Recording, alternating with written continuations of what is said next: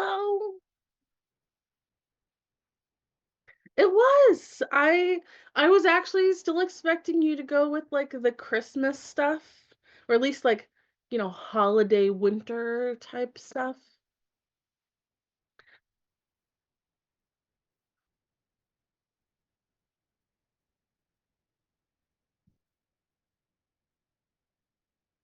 I mean, I feel like that's how like the rule about techno music.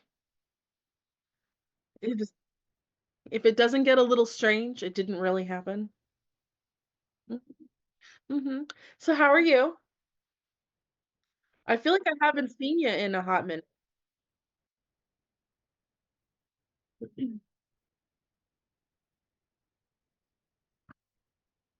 Druid says your sound is gone. Ah, that's why. I see why. It's good now? Yeah, it's weird when people say they can hear me and not you. No, I knew. I knew. I hear till okay. Hey Janet. You should be hearing me now, hopefully. I know what I did. As always, I didn't turn my mic on. Um, There you are. yes. Sorry guys. So So hi you were Druid, hi Janet. You might not have heard me say that. um, and you were just saying that you and your husband don't know what date is. yeah. With Christmas being on a Wednesday, like when was the last time that happened? I guess 7 or 8 years ago. I mean, that's how the calendar works, right? Yep. Hey, Robin.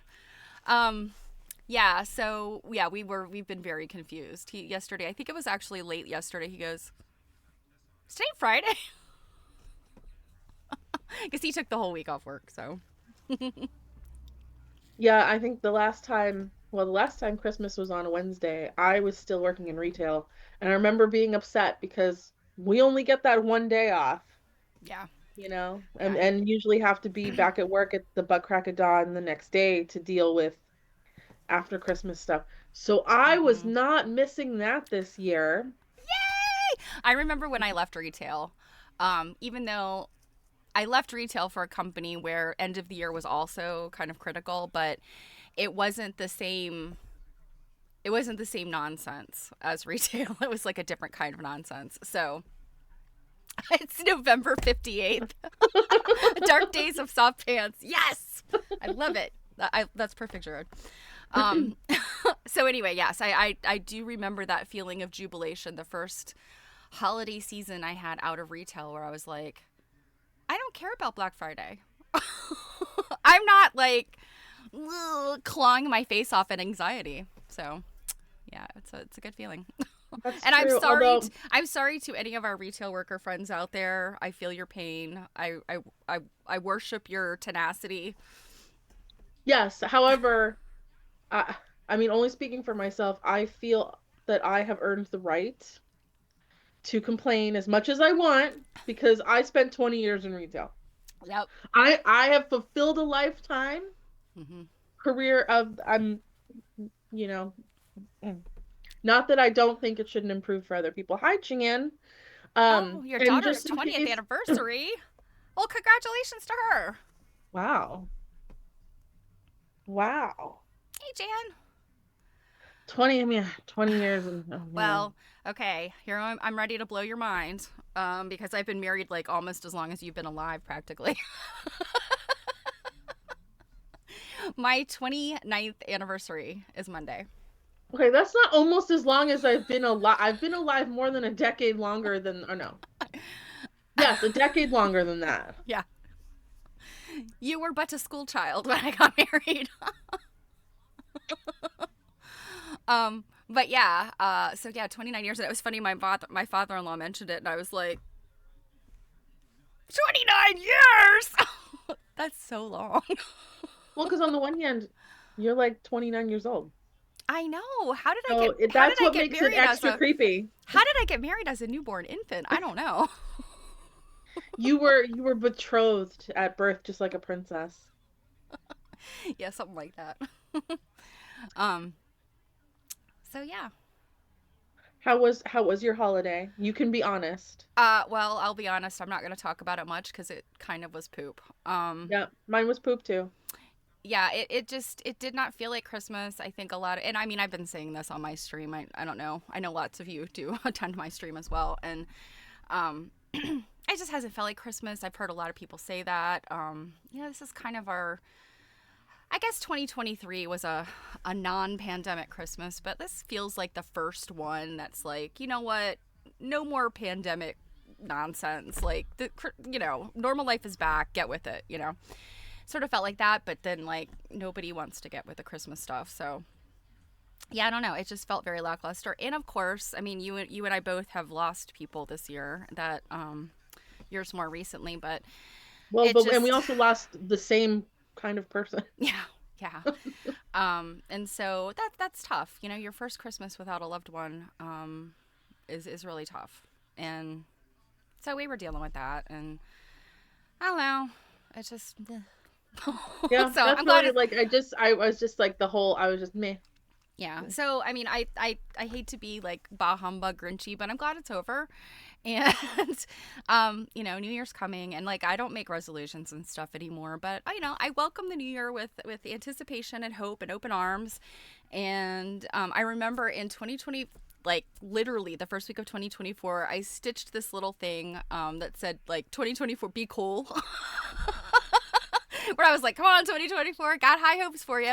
And, it was good for a couple months, and then it devolved into poopiness in a lot of ways. And so I'm saying 2024, you did not fulfill your end of the bargain. And 2025, I demand reparations from you. Well, it was also did 2024 went by really fast. Yeah. Like I know Yeah. everyone says that, like especially as you get older, that like years go by faster and faster, but like I feel like this year especially Mm-hmm. went really, really fast. And that might have to do with the fact that like you and I in all the various things that we are involved in together, we had a lot of projects Yeah. Yeah. that the year was kind of like dictated on like when certain like things were doing had Mm-hmm. to be completed. So that might have something to do with it because you're always looking at like the next deadline. Mm-hmm. Yeah. But Yeah. yeah, like I remember when we were like, "Oh my God, you guys, it's spring." And we're sitting here going, "This shit again?"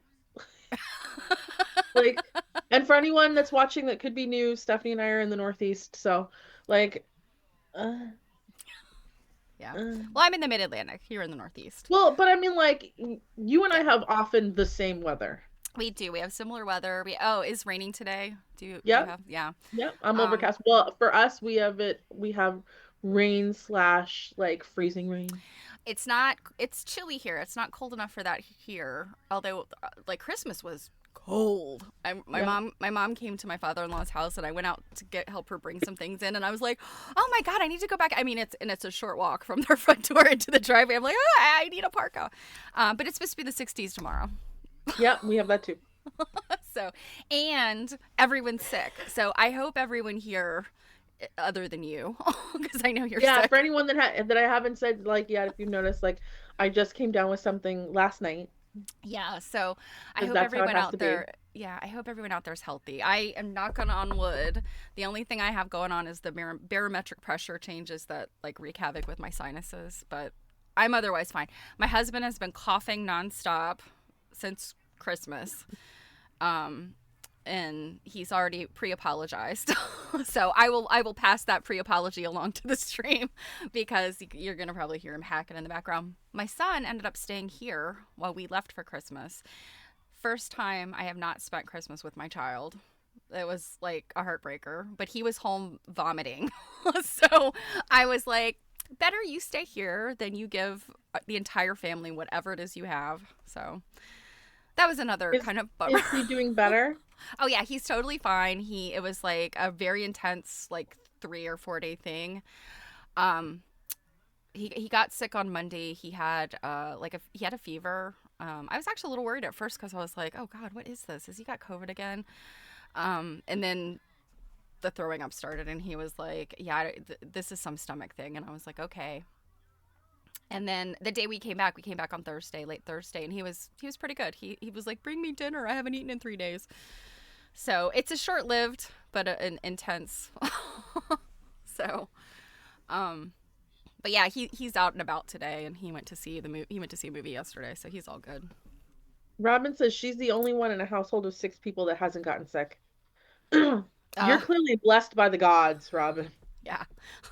Well, I mean, it's the intestinal fortitude of women who are always helping everyone else despite the fact that you're well or sick. So eventually you just become immune, I think, to to everything. I'm hoping that because I'm coming down with something now, it means that I will be healthy in time for my birthday. Not that that matters a whole lot, because I don't know about you, but I'm kind of meh about my birthday too. I'm just like, meh, you know. I'm not like, oh my God, yeah. I haven't been like that in such a long time. And it's What? probably because of years of when I was younger, my birthday always got canceled by the weather. Ah, yes. What birthday will this be for you? 39. Okay. I was like, I thought it was 39, but I was like, oh no, please don't let it be 40 and let me have missed, like, the opportunity to, you know. Wait, wait. Hold on. I'm pretty sure I'm right. All right, do some Wait, math. hold on. Yeah, 39. Wow, Jill. I forget because when people like, oh my God, it's so bad. Like if I go somewhere and they quote like card me, meaning they just ask how old I am. And when I freeze because I'm like, uh, they're like, well, I need to see your license, and I'm like, I mean, whatever. I didn't freeze because I'm lying. Like I just froze because I like I'm froze just because I'm not. so old I can't remember. Well, and then like I feel like once you get into your 30s, you're not constantly thinking about your age because people aren't constantly talking about it like they Yeah, do in your 20s. yeah. So, and then I'm just like, and I choose not to remember because it gets depressing. So, I don't Oh, want to be 40. oh. Although I did get quite a compliment yesterday. I went to the museum to grab content for not interestingly enough, not for us, for American Cult Study Group. And the gal working in the library I hadn't met because we all work on different days, so you often don't meet other volunteers. And we were chatting away for a while. She was lovely, and then at one point, oh, she asked what I had done, for work and stuff, and I had mentioned like 20 years in retail, and she's like, "What do you mean?" And I was like, "Well, I'm 39 or 38." And she's like, "Oh my God, I would have guessed that you were like 28." And I was like, "Oh, thanks." It's always nice to have a little bit of a baby face and people can't figure out how old you are. Yeah, yeah, Of course, then again, they also feel like you have no excuse when they think you're 20 or your 20s or 30s, and I'm like, no, no, no. I'm over 50 and I feel like it. yeah. It's like no, no, no. I have earned the right for my back to hurt. Thanks. Yeah. Yeah, But I So, mean, even oh, though things were kind of meh, I did get some nice presents. yeah, I was gonna say, like, let's talk consumer goods. Well, I mean, I feel like we should talk about the new quilt behind you because, you can't miss that big booty eagle that your head is, right at the booty. Yeah, and I had to fold it because there's just, if you could see my whole, well, maybe I can. There's him's head. I have to fold the top, otherwise it's too big for my thing. Hmm. Yes, this quilt it has actually been hanging behind me for a week now. And it has been seen on my stream, but I didn't talk about it. So I'm going to talk about it with you here because you gifted me this. It was really, I mean, okay. My mother gave me money for Christmas to pay for something that's important. So I that bet I was can guess what it is. that was probably like that's the big Christmas present, but this one is number 2. Best Christmas present. Fantastic. Yeah. I'm so excited that you guys know I've been searching for one for a while, and Jill came across one, and It's not perfect, but it is perfect to me because, I've been looking for this guy forever. Well, So and the the the rest of that story is that the price was perfect for the moment, and it came with a bonus quilt. I it know you came don't with an have that, extra like, quilt. Yeah, yeah, and it came my with a, husband likes the extra quilt. It's I'll have to pull that one out this week. It's folded up with my big stack out in the hallway. But yes, so I cried when I got it, and I texted her, and she immediately called me, and I'm like, I'm crying. So I mean, but you'd also been having a crap week. yeah, I had. And you didn't know that it was coming. I Guys, didn't. she knew about that quilt because at first I called her and said, "Hey, I have an opportunity for this quilt. I'm not interested in it, but I'll buy it if you want it." Like, and the original conversation was just that she was gonna buy it through me. I was just gonna broker the deal. And then it ended up I ended up getting a price less than the original one we discussed. And when that happened, I was just like, you know what? This is just gonna be a Christmas present. Oh. And I sent it off and I didn't tell her. I didn't even tell her that I'd bought it, that anything had happened. I just assumed, Um, like, I kind of felt like when you mentioned it that it wasn't even a done deal with the museum because it was, the person brought it to the museum, all right? mhm. Yeah, and I wasn't sure, like, like, was the museum gonna take it? Were you gonna buy? Like, I didn't know if maybe the lady had just been like, yeah, whatever, because you had mentioned it again, so I was kind of like, oh Mhm. well, you win some, you lose some. Yeah, so it was a nice like and like the day or two, well, like while it was in transit, like you'd had a really nasty couple of days. Yeah, So I I'm was. just you're like telling me about your nasty couple of days and stuff and the stuff you're upset about and lack of Christmas cheer, and I'm just sitting over here on the phone like like the Grinch smile like Yeah, and actually, I was out of town when it arrived because my mom had some medical stuff, and I was down there, and I came back home, and I saw it sitting there, and I was like, okay, I didn't order anything. I'm like, what is this? And it's a big box, and I was like, oh my god. So I was like, oh my gosh, this must be my gift from Jill, because she said I think you had said like there's something coming in the mail, and I was like, oh, is it my Christmas present? And then my husband goes, have you mailed hers yet? And I was like, no, it's still on my desk. And he's like, well, then you can't open that. yeah, and you text me and tell me what he said, and I was like, open it. Yeah. So, um, but speaking of eagles, real quick, I wanted to put this picture. Oh wow, you're making an eagle? Well, my whole background's probably gonna come down. Um, we were looking at quilts not long ago, and remember, remember the quilt that looked like this? Mm-hmm. Yeah, this is Barbara Did you make Brackman. that? Yeah, this is Barbara Brackman's pattern. Oh. Yeah, and the pattern. It's four of these that make the pattern. But I just am doing the one. And Um, of course the background is pink. yes. And so this is a little bit of a statement piece. As you can see, the fabrics are little novelty prints of Mm-hmm. a circus. And the top's supposed to say Liberty. Yeah. Mine does Oh, say cool. mine does say Liberty, but notice it's got a little punctuation. Mm-hmm. I'm just gonna turn off my camera real quick because I'm gonna blow my nose. So yeah, this is my little take on our political circus, and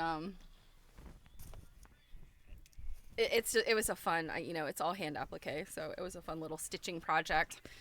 Uh, from Are you gonna do the four more or the nah three more? nah, it's just gonna be a small. It was just to commemorate 2024's insanity of political insanity, and it So continues. And we don't really talk about politics. on my stream at least. And I don't think we want to talk about politics here, but it's, I mean, I think no matter what side you sit on, I think we can all agree 2024 was some nonsense in the US as far as It was a politics go. lot. It was a lot. It always is, but it's especially, I it, don't think it always is. I think it has been in the last 10 years, but not. I yeah. don't feel like it was near Well, as much nonsense before that. But sure. Yes. In our recent memories, politics is just constant. It is nonstop. When I was a kid, it was like, election year, big deal. And it's usually like 6 months before an election back when I was a kid. It wasn't this constant. And I feel like we went from like 2016 to 2020 to 2024, and it was like nonstop politics.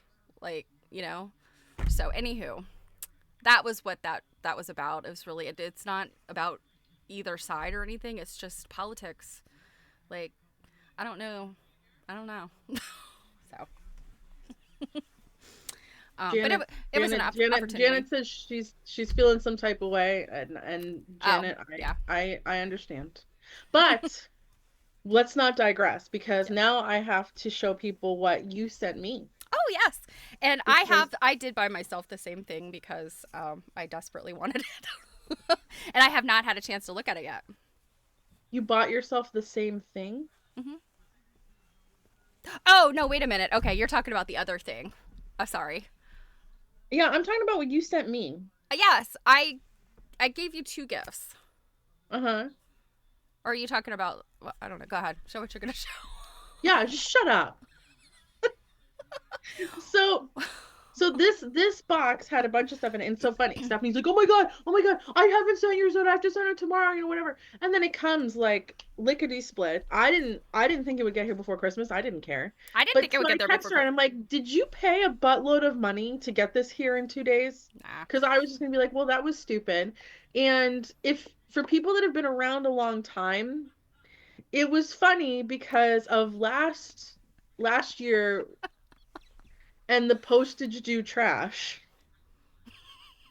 Um, because I had sent, if for those that don't remember, Stephanie had sent me raw cotton bowls thing, to do our cotton batting experiment, which is still not complete. Stay tuned. But she sent that to me. I knew that was coming. That was just part of an experiment. That wasn't necessarily like, a Christmas gift or anything like that. Well, I had sent her like a Christmas gift, and it wasn't even planned. We never even talked about sending gifts. That's just it's my love language to give gifts. And I actually don't remember what it was. Do you remember what I sent you last year? Oh, you sent me the little ducks.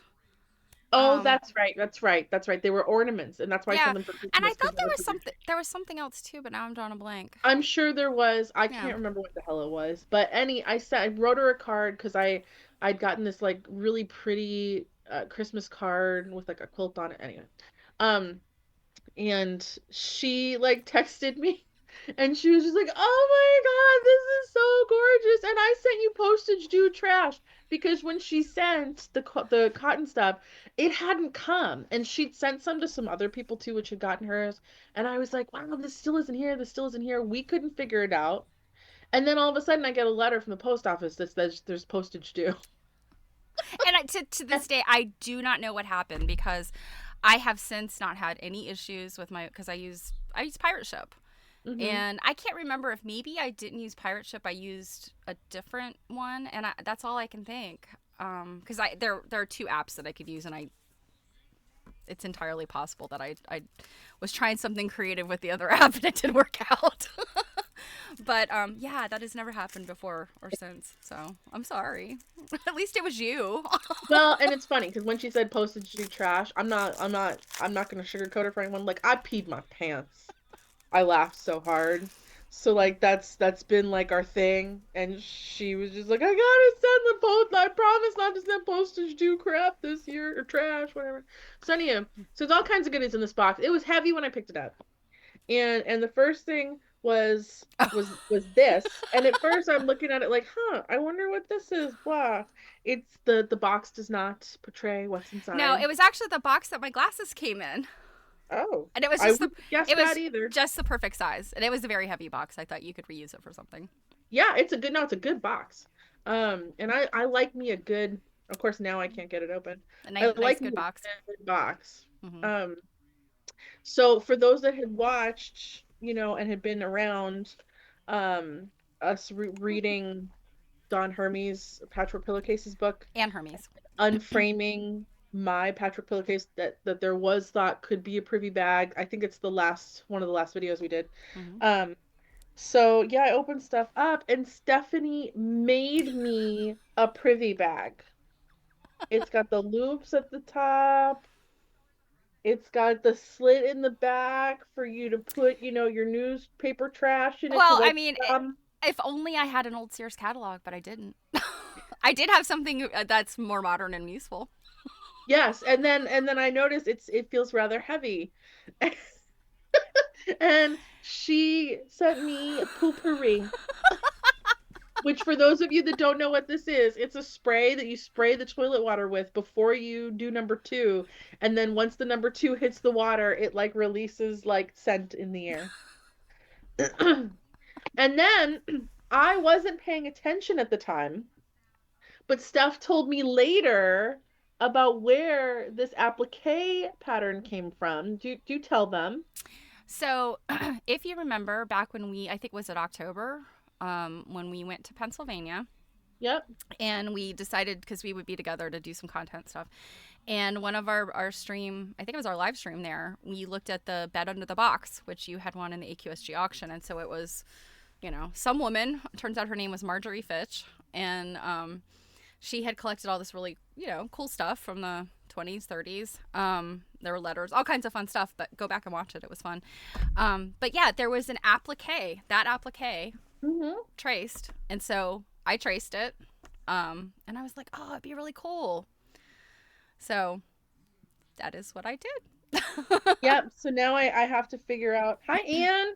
Now I have to figure out where to hang it. Um, I actually might hang it on like the outside of the bathroom door, just so that it doesn't get uh any light on it or anything. But I was like, oh my God. And to be fair, you did tell me that you were sewing me something. I thought it was something totally different. But I was like, that's so freaking cute. And then if y'all remember, I'm sure you are, because I've mentioned it a million times. Stephanie has bitten me with the EPP bug. Ah, my mummy's here. And oh my God, Iva, you made it. Um, and half me when I was opening this, I'm like, oh, she cleaned out her sewing room.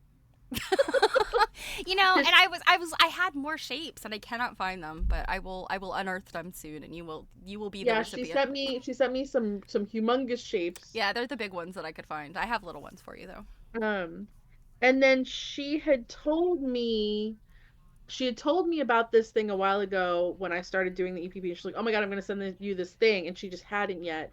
And it's this thing of hexagon shapes, Hmm. and it's got, And I all can't remember kinds the of all kinds of different patterns and things. It's really neat. I was very yeah. excited. Actually, And it I just can't remember reminded me the that author is if anybody who's done any EPP. The author's pretty famous. And I'm drawing a blank on her name. Katchameric. Yeah, Kaczmarek. Yeah, it's published by that Patchwork Place. Hmm. It is very cool. I was just like perusing through it. It's got some really, really neat stuff on here. So I was very excited about that. And then is this that thing you mentioned you got yourself to? The book? Okay. And then the other thing she got me, which, I didn't go and Hey, make a thing Maradome. for this book. I've got to go grab a link for this book, Oh but yeah. I So didn't it's I forgot yeah. about this one. Yes. She gave me this book, which is very cool. It reminds me of those like little encyclopedias about like world history that would have Yes. like little tidbits about. That's what it reminded me of. Well, Let me yeah. just quickly grab a link for this book. Go ahead and Oh, talk. okay. I was gonna grab it, but yeah, okay. If you're gonna get one, it's uppercase. If you go to uppercase.com, you can. No, I'm trying to get a affiliate link for us. Is it? Did you find it on Amazon? I don't know if she sells I it through didn't Amazon. I didn't look. I'm not sure if she does. So uppercase is an art magazine. Janine Van Gool. She kind of known in modern quilting and but also in like paper arts and stuff. I don't know how to really describe Uppercase other than it's just like art stuff. And oh gosh, she's been publishing for like, I don't know, maybe 12 or Oh 15 no, years. it's not on Amazon. So Yeah, I think you have to go to uppercase.com. oh. So anyway, Well, then I'll let you grab it because you're the one that has to put it in the chat anyways. okay, I'll do that in a second. So Uppercase, again, magazine, but she's also published a bunch of other stuff. Like she's worked with Lisa Congdon, who's a pretty well-known illustrator, Mm-hmm. and about 10 years ago she started like releasing this encyclopedia.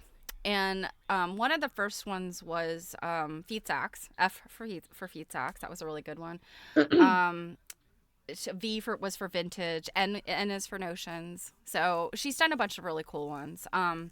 There's a sewing one, there's paper, there's a ceramic one. This thing Yeah. is so cool. Yeah. So, and it's, she solicits contributors. She does a lot of pre-order to fund the publications. It's all Hmm. very like a DIY kind of thing that she does. So anyway, she's an interesting lady. And I have a lot of respect for somebody that can run a publishing company kind of single-handedly for Well, many, and many years. this is the thing I like about this is it is a thick book, Hmm. but because let's see, it's like 450 pages, but it's very digestible because it's not a ton of print. Hmm. She does, yeah, Um, lots of pictures. and it's small articles, just a few pages. Honestly, like I'm not like not to get graphic with you guys, but like this would kind of be like a good like bathroom book because you're only going to read, 4 or 5 pages at a time to learn about whatever that topic is. Um so like there's one in here about bias, there's one in here about sequins, all different kinds of notions. The photography in here alone, mwah, like Yeah, all these so either, notion pictures are really cool. hmm so what she does, if I remember correctly from her past books, what she does is she borrows a lot of stuff from people and does the photography herself. And if for whatever reason, I guess she can't borrow the piece, she kind of demands like really high resolution photography. Hmm. Um, so it's a really, they're high quality publications. Um, so I put specifically the Hi, notions book. Christine. My friend Christine is in the chat. She said Jill likes a thick book. So yeah, that was the heaviness of the book, was the fact that that book has those glossy pages and it weighs about 8 pounds. Also, what I didn't ask you if you noticed is if you take the book band off and the dust jacket folds out, and there are, I think, 6 different dust jackets that you can choose from. Oh, Yeah. that's interesting. Uh-huh. Yeah. I didn't Mine's on my bookshelf. I didn't grab mine, but yeah, if you take it off, you can like, I don't usually experiment with dust jackets. well, but Um, this is what she does. Like all of those encyclopedia books have a different, like 6 different dust jackets that she designs, and you can pick which one you want your book to have. Interesting. Yeah. And also, so the feed sacks one is primarily written by Lindsay Cray. I think her last name is hyphenated. I can't remember the second part of her last name, but it's Lindsay Cray, and it's Linzee. If you search her for like feed sacks Lindsay, you'll find her. That one was, I think, my first one, and it is really, really good. So I think, and she's republishing it. I think it's Hmm. been sold out, but she's republishing it. So just a little heads Oh, up. Christine just says she designs for Wyndham Fabrics. Yes, that was the other thing I was gonna say. Is I think I'm gonna say she's done at least 2, maybe 3 lines. And what her designs look like is like the spines of her magazine. She does this, you know, the way she puts it together. There's a masthead and then the spine, and it's different every issue. And so they're Hmm. my mom. I think she must be she must be in delay reading, listening to what we were saying about the privy bag. So That's quite a yeah, that's quite a delay. Yeah. All right, well, moving on. There are other things, and remember, I stuck a bunch of links for you Yes. in the Slack so you Mhm. can send out links. And you guys, the links that Steph's gonna put in the chat, those are affiliate links for us. They give us a few pennies if you use our affiliate links. It's not, I swear it's not a scam or anything like that. It's just that we are Amazon affiliate members, and we can make affiliate links to get a couple of cents. They add up to like $1, but every little bit helps. So one thing I had asked my brother for EPPing was this neck light that is fantastic, and I love it. And it has like different, you know, things on it. It is glorious. It's all like bendable and stuff. I know this is not new or revolutionary or anything like that, but I didn't have one. And it's fantastic. I don't want to be like Stephanie and do hand sewing in the dark. Because she's been like, yeah, I hand sew in like no light at all. Yeah, And I I was hand like, sew in the. well, that's silly. I actually do have something like that. And I believe when I got it, my husband's like, "Oh, boob lights."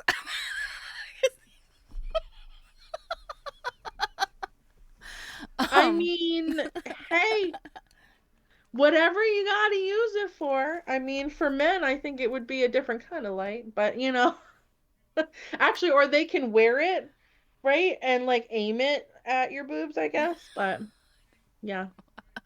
It's fantastic. I love it, love it, love it. Now, I got 700 books. I got to take a ton, and it's funny, I was really book heavy last year too, I think. But you know I what? I didn't really ask for anything. There really wasn't much of anything yeah. that I wanted, but my Amazon book wish list is long. So, you know. And I feel like a lot of people I know, particularly in our sort of community, there's so many of the great books out there, and it's some of them are pretty pricey, or Mm, they all hmm come out like when the newer books all come out at the same time. Like, and I mean, it Yeah. makes sense. They year end release, holidays, that's what they're looking Yeah. for. So, hmm yeah, I feel like a lot of people, and I have to get books too, but I feel like a lot of people And get I books. like books. So, and actually, I don't know. I mean, to be honest with you, like, I don't know that you have any of these. So, Okay. yep. So the first one here is called Mauve, How One Man Invented a Color That Changed the World. Oh, interesting. Okay. Hmm This is a relatively small book, so it can definitely considered a lighter read. It's like 200 pages. And yeah, because we've been talking, more about, Ooh. colors and Oh, look at that and dress. Oh, so yeah, pretty. and um stuff like that.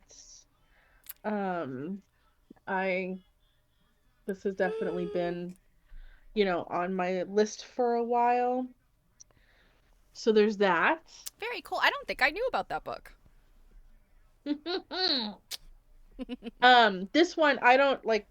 This one will be a little more niche for most people, but it's How Not Be an Antique Stealer. And this was recommended by another dealer friend of mine who is also an AQSG member, Whitney Conrad. Mm-hmm. She had gotten it and was reading it, and had recommended it. This guy has Drew Pritchard here. He does the TV show Salvage Hunters. Okay, I thought his name sounded familiar when you held that book Yeah, up. he's done some other things.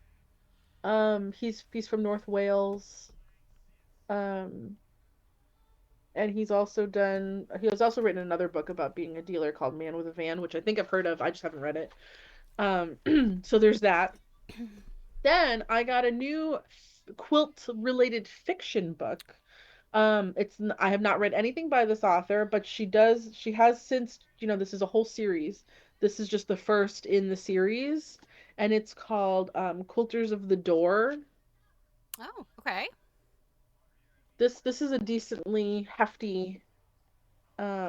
fiction book, but I will say if you look online, it has phenomenal reviews. Oh, Janet said mauve was the color, her color of the 70s. Yes, I find mauve Oh. very interesting. Apparently, it was a Mhm. big deal when it was invented.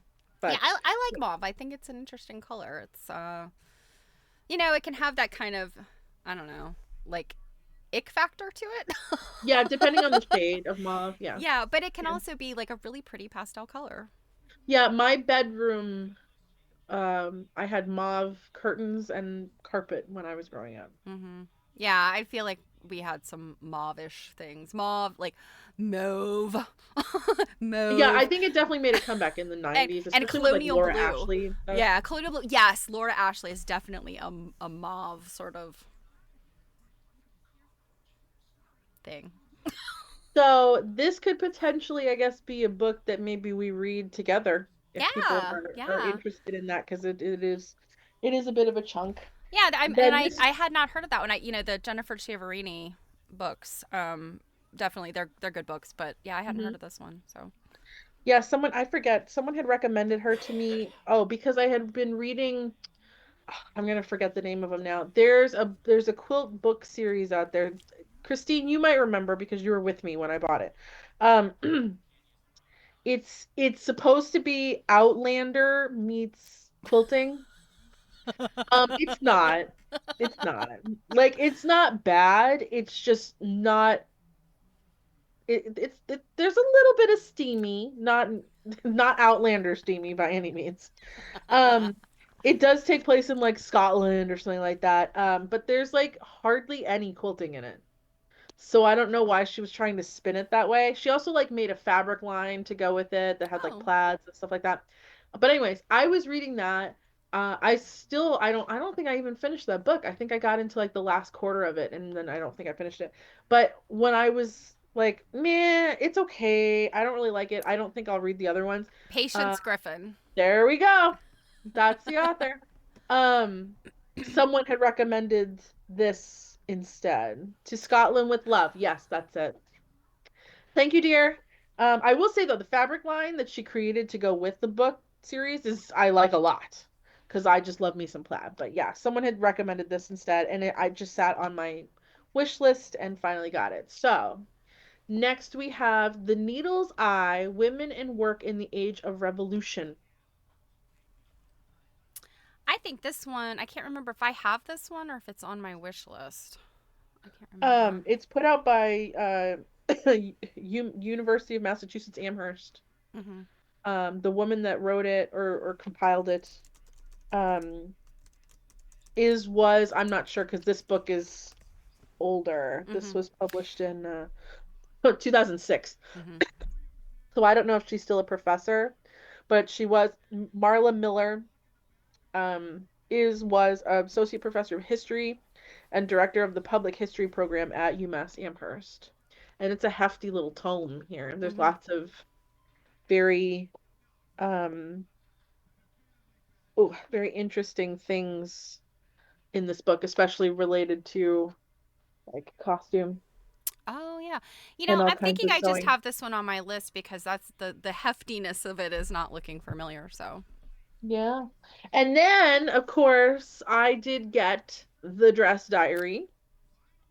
This will be our first book in 2025. I did send you both the Amazon uh and huh. the A for that. I'm just gonna copy the whole thing and put both of them in there at the same Okay. time. The way that you sent it to me. Um, I actually went through this book last night and broke it up into our reading sections. This book is going to take us 8 weeks.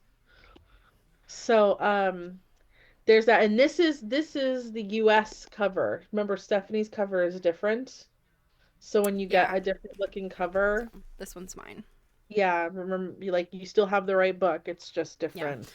And I got mine off of Abe, and I don't. I think it came from within the U.S., but this is definitely the UK edition of the book. Mhm. And Kate Strasden, the author, is British. So So yeah, we're gonna give out the first assignment in this book on our stream on January 7th. So our first stream to discuss this book will be on the 14th. So you still have some time to grab it. Oh, Robin got it too for Christmas. yay! Um, But yeah, make sure you grab that before then. I'm Next, really I've looking got forward to that. the 1776 quilt, Heartache, Heritage, and Happiness by Pam Holland. I have that one. That is a good book. I was just looking at it the other day. Yeah, this is very interesting. It's more patterned than I would have liked, because I'm not interested in remaking it.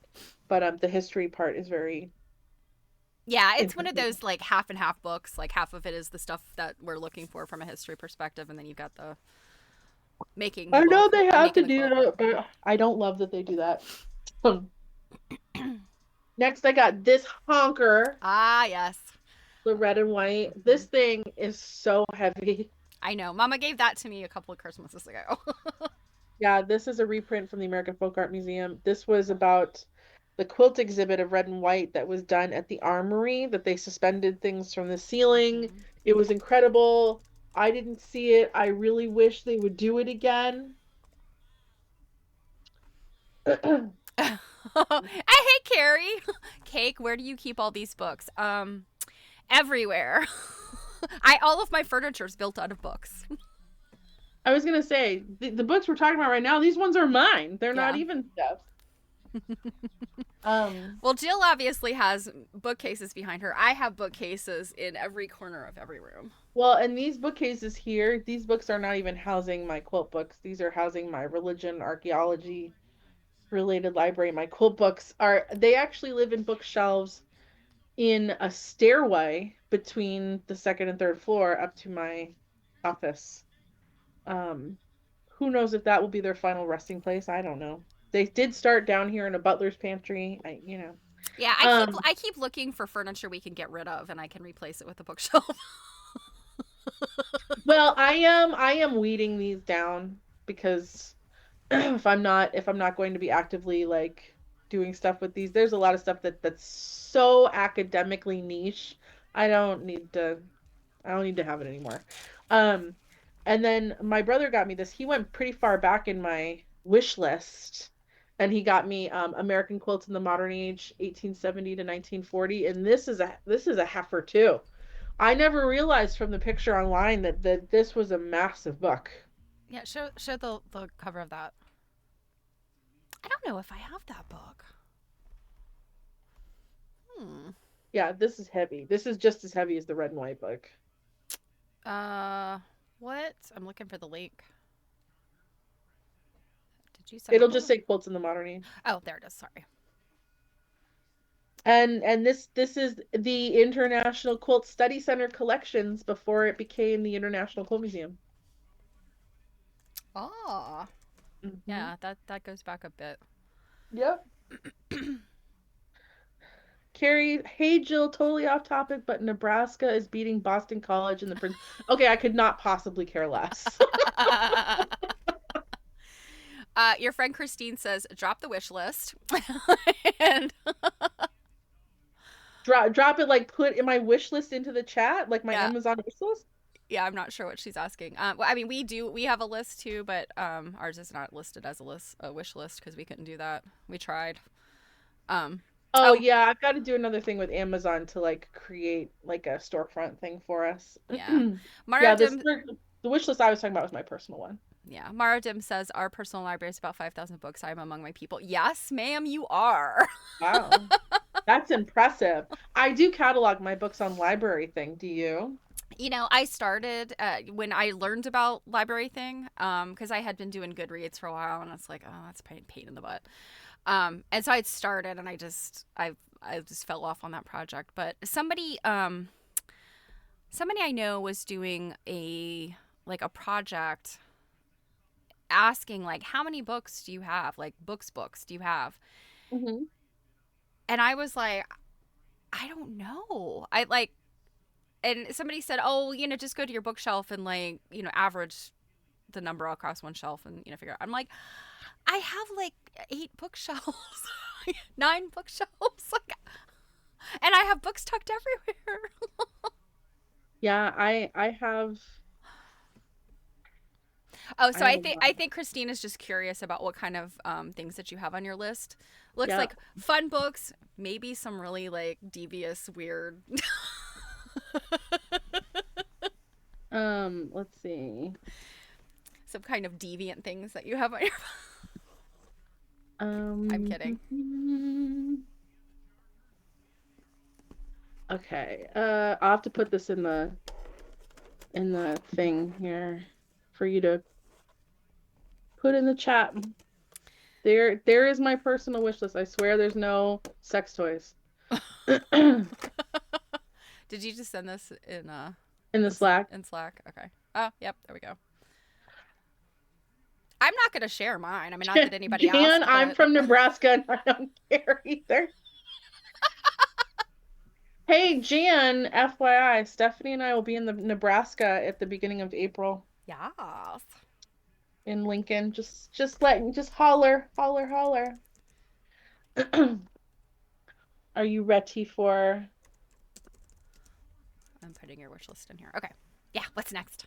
That's true, Christine. You never know with me. She's absolutely right. Um, we Yeah. do know we know each other personally. Yeah.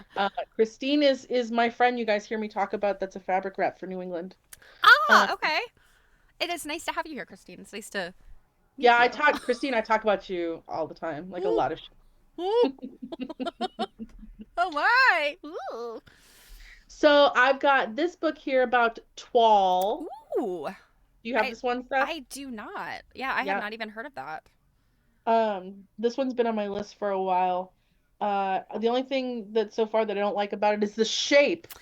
Who is deciding these weird shapes of books? Yeah, they are terrible on the bookshelf, but they're kind of neat, I think. So I don't know. I like that. It does not, it's not conducive to like good reading. But yeah, it's basically like a massive swatch book of twill fabric Oh. and stuff. Oh my gosh. Yeah. Carrie, I said Stephanie. I said me and Stephanie will be like okay, and then the last two here, because I'm sure you're getting sick of books, are from the DAR. And you've already got this one, Steph. I Summer do. in America. I did put in the DAR website too. And then I bought their quilting book bundle. And this one is Ion Elegance Early Quilts of Maryland and Virginia. Do you have this one, Steph? Mhm. Yeah, I actually have. I think I have all of their books right now that are about, the topics we're super interested in. Do they Hmm. still have the bundles? Yeah, I just Yeah. said I bought this as the Oh, quilt okay. bundle. Sorry, I was doing the link, but yeah. So the bundles are great if you don't have these books. If you Yeah. have like one or two of them, the bundle will make you mad. Because I was like, oh dang, I bought all those books separately. The bundle would have been great. But yes, they are fantastic books, and And I've seen. I bought them when they were they were having like a Christmas sale or something and things were like Yeah, and 20% off or whatnot. the Sewn in America book is the latest exhibit, and I've seen that exhibit. I went to the event there at the DAR, and the book is just. I mean, the exhibit is great, but it's a small exhibit. Hmm. So I think that the book is just, yeah. It gives you a super super awesome experience. I mean, it has great pictures. It so much information. So the last thing I have to show you is something I bought myself right before Christmas. This was like a Oh business yeah. expense. And it's a new little toy. This is Oh, it's called so tiny. it's so tiny. Yeah, that's my hand. This is called a Pocket 2, and it's a gimbal recorder in one, so you're not attaching your phone to a gimbal. And I'll show you here when I turn it on. Boom. And then you can do all kinds of stuff with it. See, it moves around. You can do the face tracking. There's a attachment here to connect it to your phone. Um, I am so excited to see how this thing works in person. And when you connect it to your phone, it automatically opens, The app. yep, the app. And then what will happen is you'll be able to see what would be on this screen on your phone. Ah, that is so cool. So, and then I was taking video, and then you can control this whole thing from your phone and whatnot. It's very cool.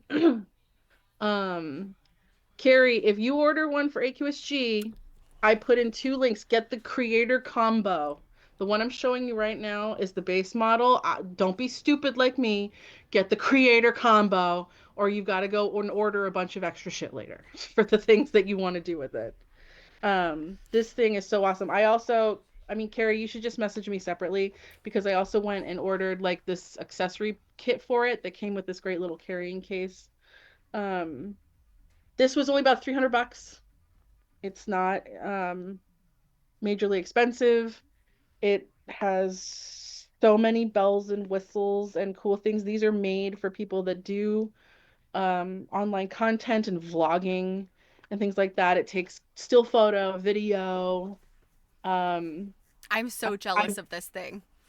yeah, I'm playing with it right now because I'm doing some content grabbing from the museum for AQSG, so I was playing with it for that.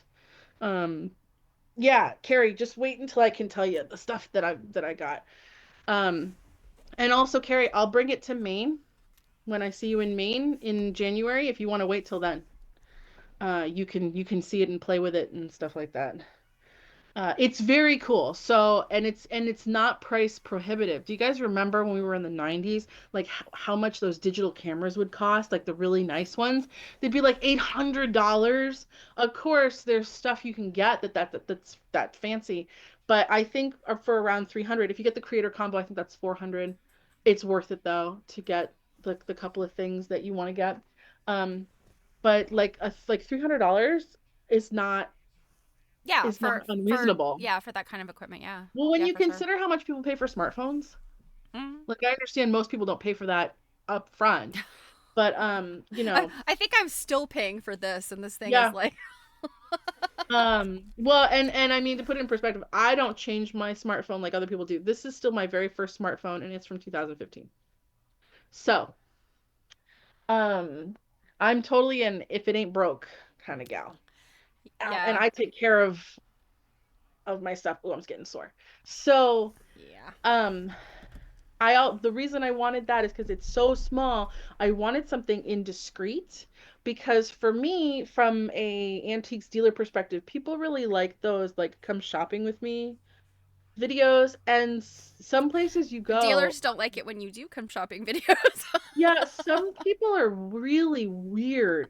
Like I think, and I mean, I'm not trying to generalize, but I have noticed it does seem to be older dealers or shop owners that get concerned and they think you're like gonna case your case in the joint or something. Um, so yeah, some people are odd about it. So the nice thing is this is very indiscreet. Um, Do you mean discreet? yes, that's what I meant. Indiscreet is like, No, that's what I meant. That's what I meant. I have cold brain. Um, yes, it's discreet. I think I said it right the first time, and then I said it wrong the second time. Anywho, 'cause there's these all these great gadgets you can buy for it. Like this accessory thing I bought has like a body cam vest. To be honest with you, like you need to be someone thin and not a lot of boob for that because when I put it on, you're it's drawing more attention to yourself. oh my. But yeah, there's that. There's also like a strap thing that you can like just strap it on to like the strap of your backpack while you're walking around with your backpack on and stuff like that. It's very cool. I'm not even at the beginning of like all its bells and whistles, but I'm in love with it. It's really cool. And you can totally like charge it in your car. And there's bases you can buy that's like another battery, all this jazz, whatever. It's very neat. So for people that are like, well, I have a gimbal, it's that concept, but it's so much smaller than that. And Yeah. I can attach my phone to it and not have it be this big thing. And I've watched two people now, you and our friend Tara, use gimbals with their phones, and every time I see you guys use them, it like has a mind of its own and does weird things. Mhm. Mhm. Yeah, it's like So yeah, I haven't had, like, knock on wood, I haven't had issues with it having like a mind of its own or doing bizarre stuff yet. So yeah, Yeah, I that's where highly I'm like, recommend. man, my gimbal thing that which I thought was so cool is like compared to that. I There's had looked always around a something. lot. Yeah, there's always something new and cool coming out, you know? Well, and these So, aren't even that new. I had looked at these a while ago when Sunday and I were talking about getting something, and then he, being a guy, they always need things that are they think that are bigger and better, and he was like, "No, no, let's get a GoPro." And I was like, "Okay, I mean, GoPro's bulky. It's still mhm. small, but Mhm. it's bulky for what I want to do." So he got it, and then once I showed him this, he's like, "Oh, yeah, this is better."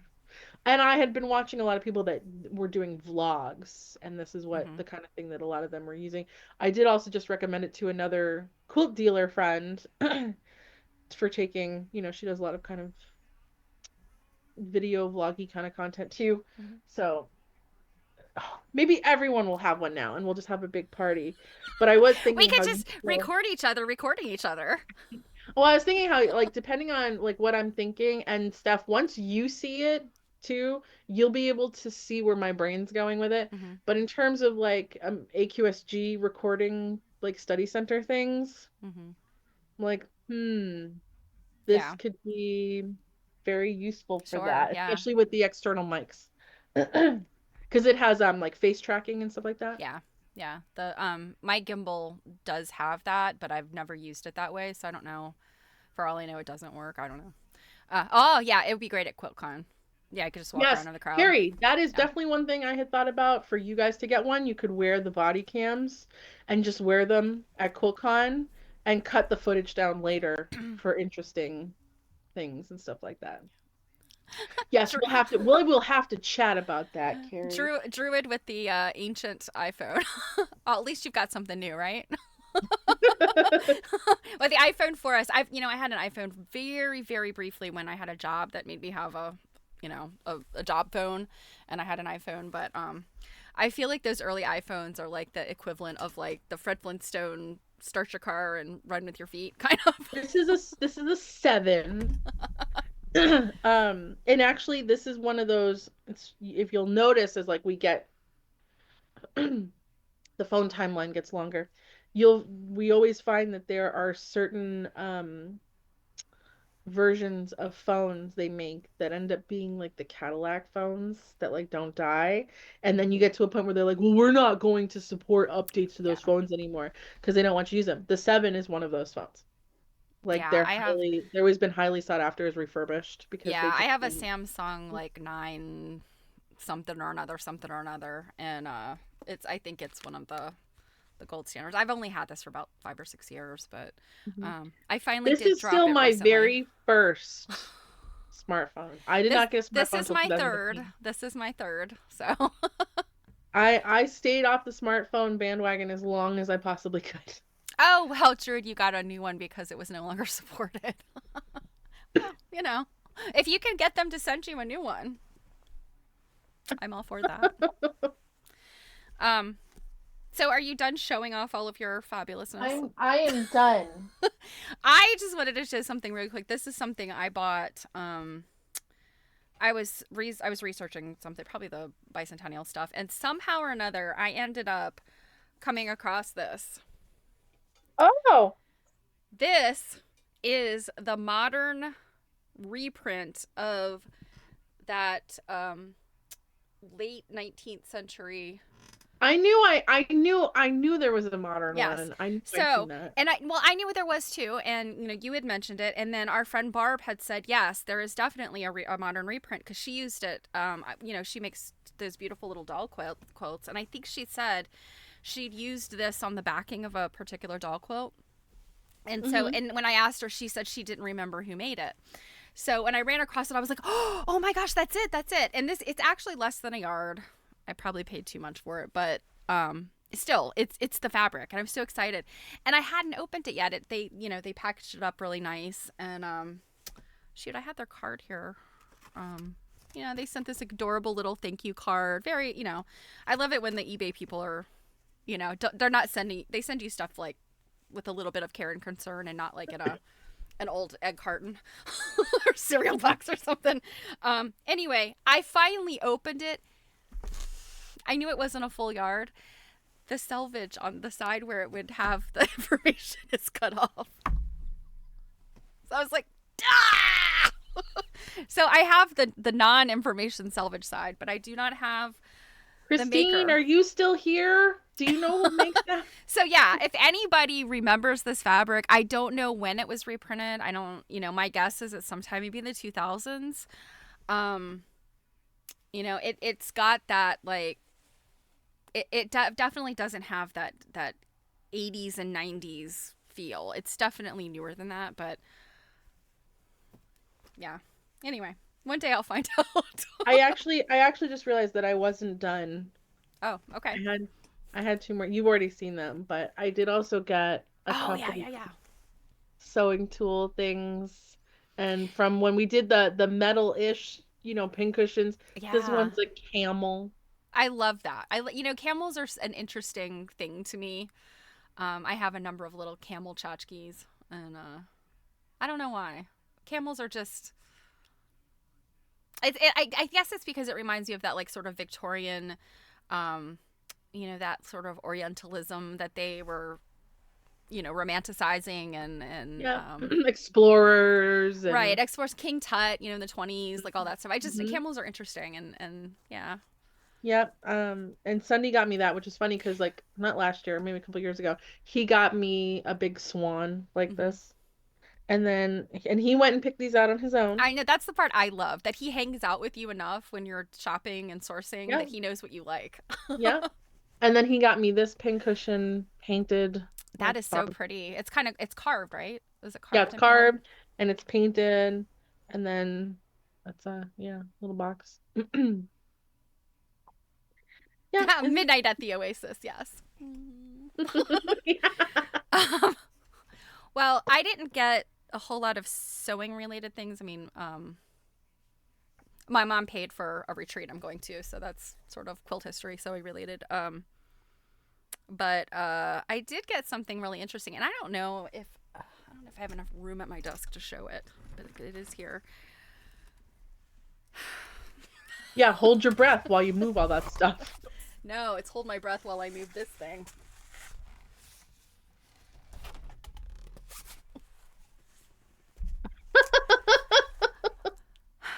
Is My that breath. your cat? No, Oh, it's just a cat. it is astronaut cat, astrocat. My brother-in-law's family gave that to me. I'm 99% certain the kids picked it out. I'm kind of like, oh my, where am I gonna put that? I mean, That is so it's cute. really cute. If it had been, they make up. There's a T-shirt of that too. I've seen a T-shirt of that. Oh, I love the T-shirt. But what am I gonna do? I mean, this thing is like 20 by 30. Like, it's really big. Where am I gonna hang this? And they asked me, "Where are you gonna hang it?" Like, I don't know. Did you reply just like that? I don't know. Yeah, I tried to force excitement. I mean, it's cute. Don't get me wrong, and I a gift is a gift. Much gratitude. If anybody wants to give me a present, I'm like, I don't care what it is. I will be very very grateful. But yeah, I'm struggling with this one a little bit. Were you like, it's so big, I'm gonna have to hang it on the outside of the house? Well, that's the thing. I mean, and I know I've talked about this a whole bunch of times, but my house is very small and it is old, and I don't have a lot of windows. And I also don't have a lot of closets, so I've got a lot of furniture, and so the wall space kind of gets taken up with literal furniture, bookshelves, cabinets, and things. And my husband is a photographer, so a lot of wall space is already taken up with photograph. Like our one big main display area is a lot of his photographs, and so I don't. I mean, I don't want to be rude. Hang it on the wall in the stairwell where you often hang a quilt. uh, then I'll have to cover it up with quilts frequently. I there's a space right above my desk. I think that's where it's gonna go for this time, for the time being. You know, I don't want to hurt the kids' You mean feelings. the So space above your desk that probably should have like shelves on it? yeah, yeah. Door space. I'm trying to think. So yeah, I mean, I have a few doors that could go on, I guess. Does anybody want a munchkin? Yeah, I do not have a garage. Oh, my mom says, "Do I need to carve out a room for your stuff?" Yeah. Yeah. Invest your wealth in building me a giant freestanding studio, Mom. We've had this discussion. Janet received two Lennox Wedgwood thimbles for Christmas, a Ooh. nativity and an angel, and she loves them. You're gonna have to post Oh, pictures of those yeah. on the Quilt Nerding page so we Mm-hmm. can see them. Yeah, the bathroom. Does anyone want a munchkin? Yes, please. I didn't bring a snack. Although you're prepared, right? So we can talk about chicken sandwiches.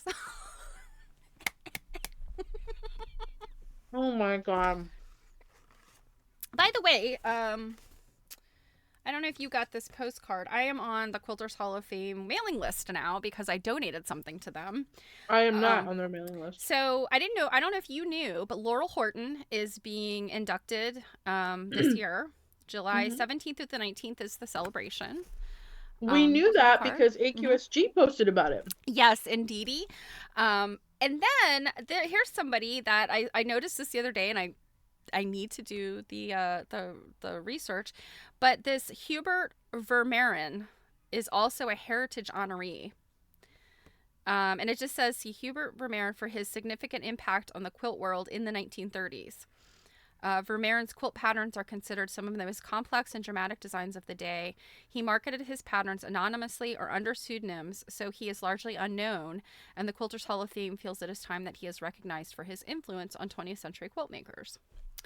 So I don't know anything about this dude. I think he's going to be interesting to learn about. Carrie said that AQSG is going. So awesome.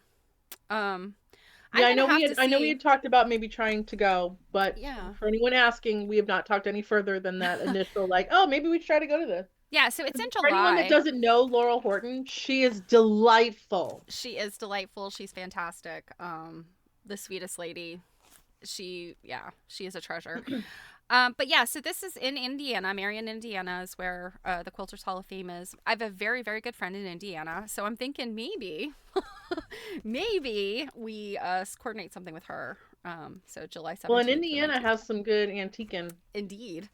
Um, so yeah, and my friend where she lives is she doesn't live where she grew up, but where she grew up has got a multitude of lakes. It's like northern Indiana, multitude of lakes. So there could be a nice lakeside Airbnb. So yeah, that's on my mind for July. Mm-hmm. Mm-hmm. All right, I'm finally gonna put on my little my Oh, boob lights. your boob lights. Actually, now it kind of looks like, scary, like, ooh, Yeah, it depends on which way you point them. Well, I'm pointing them down, but there's still gonna be a little splashback. Um, so are you going to be stitching? Are we finally getting to the stitching portion of our program? Well, hey, just because we're saying, stitching and glitching or bitching or whatever we're doing, it doesn't mean that we're the ones stitching. It can be people stitching while we're bitching, So you know. I don't know if I told you this. I think I mentioned this to my stream. Yeah, it's likely you didn't tell me. So what I have to work on today is this. I was looking for something the other day, and not that I forgot about this. It's been sitting on a shelf, and it's just been there. And I don't know how many years ago I got this. It's by Clover Needlecraft. It is a little loom, a mini weaving loom, and it's all plastic. Mm-hmm. So I thought I would put that together, and I just realized I set this here, and I have nothing to weave with. So may have to go off camera for a minute to grab some string. I have been slowly but surely um basting little, half-inch hexies, and I'm slowly look amassing a tiny little collection. Yeah, I like And that you have them in a little container like that. I see lots of people keep their hexies like that. well, and hold on, I'm gonna sneeze. Bless you. And I've started like gluing down just a little, onto the fabric, like you mentioned. Hmm. So I've got a bunch of those prepped, and when they're prepped, I have them in this little tiny round container Oh. so that they don't get mangled. And wait until I show you the container I'm storing my EPP in now. Um, and then I've even started sewing some together. I'm sewing them together in like little Mickey Mouse shapes. Oh yeah. Uh-huh. And The then they're little gonna the little go, trio cluster. yeah, and then like they'll go together. Well, that's the same color. Hold on.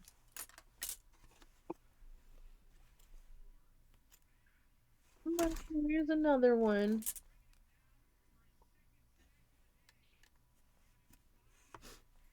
Hello, little EPP people. So Janet said mini loom stuff is a big thing in Japan right now. Mm, Interesting. here we So go. So yeah, so they'll go together. I'll put them together like this. Boop. yep.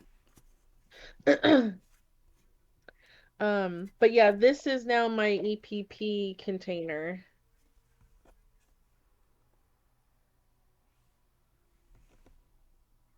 Aw, that's cute. A little container, a little box. JP Coats. It looks all antique and stuff, like this old ad. Look up crazy. Sorry. Oh yeah. Yeah. I have some of the singer stuff. I'm Yeah, trying to figure out how this I've goes got some of together. those tins too. Oh. Oh. Okay. My loom parts look like those pics you would put in our back pocket. Yeah, I was thinking like they kind of look like the. If only I had an afro to stick that in right. But yeah, I mean, Or when you you had the 90s tight curly perm that my mom had. have to pick that out. Yeah. Yep. I never had a. I had a spiral perm. My hair used to be like at least like. Well, I guess my freshman year in high school I had chin length hair, but it was always usually around my shoulders. And I yeah, I wanted had a the spiral perm so bad. yay old My spiral perm, expensive and do not work well. Yeah, I I remember wanted my one mom so was bad. like, and I don't know if she's still here, she can attest to this. She was like, just get a regular perm. You don't need that spiral perm. I need the spiral perm. And how long did it take to roll your hair? Oh my God. Forever. And the thing is, I have very fine hair. Like each individual strand of my hair is very fine, but I have a lot of it. Me too. So yeah, it just. But I did. Yeah, I had the poodle cut. I looked like a poodle. And that was the plan. But yeah, I feel like they didn't last very long. Um, and I don't know if it's the way they set the curls or what, but like they were. I can't remember if like the pearl rod, the perm rods were different. Like with the regular perm rods, you curl it up and then Well, it's yeah, just. I think I think with the spiral rods, part of the problem was your hair will be so long to make the spiral work. Mm-hmm. It's got a lot more weight Yeah, and I pulling. don't think that you could like curl them up as tight as. Yeah, I'm saying yes. Yeah, and it was a lot of a lot of wasted time trying to make my hair look a certain way in the in the 80s and 90s. um, Yeah, it's funny too. As I get older now, my hair is starting to curl, even though I've always had a slight wave to my hair, but for the most part, I've had straight hair, and now, especially as it's shorter, it's getting curly, and the curls it's creating are spiral, which I just think is funny. funny. So you're putting together this Lumi thing. Yeah, and I must have gotten, this is mini weavingly, but I must have gotten like the extended one because apparently it goes this way. I thought it went this way. It goes this way. And what are you Um, gonna be weaving with that? oh, I don't know. Just, You didn't get it to like make something particular? I honestly do not remember why I bought it. I Um, mean, that tracks. but it's interesting. Um, I've always been fascinated with weaving, even though like I've never, like my high school had a loom and nobody knew how to use it. Oh, well, Yeah. that's helpful. We had a kiln. I don't remember anybody make. Well, that's not true. I personally never made anything ceramic in high school. My middle school also had a loom. I did in, I guess, elementary school too, or not a loom, a kiln. Um, yeah. Make a doll quilt and weave the binding. You know what would be really cool? And this is where you guys are going to shake your head and go, Cake, you are so dumb. I could try to weave a coverlet. I mean, maybe like a coverlet doll rug. Like a swatch, a little coverlet swatch. I don't think that that's Just possible. big enough to have like your name and the date in it. Yeah, I'm trying to figure out. Okay, so I got this part done. So these are the two different like loom plates, and then here's the where you warp it, right? Mm-hmm. Obviously, these are the beaters for beating down the. I'm not sure if that's what they're called. Beat it, baby. Beat it. Beat it. Just beat it. Beat it. This Beat it. this is something. This is Oh, wow. You're brilliant. okay. So I think this is like kind of the huddle, sort of maybe. Does this thing work?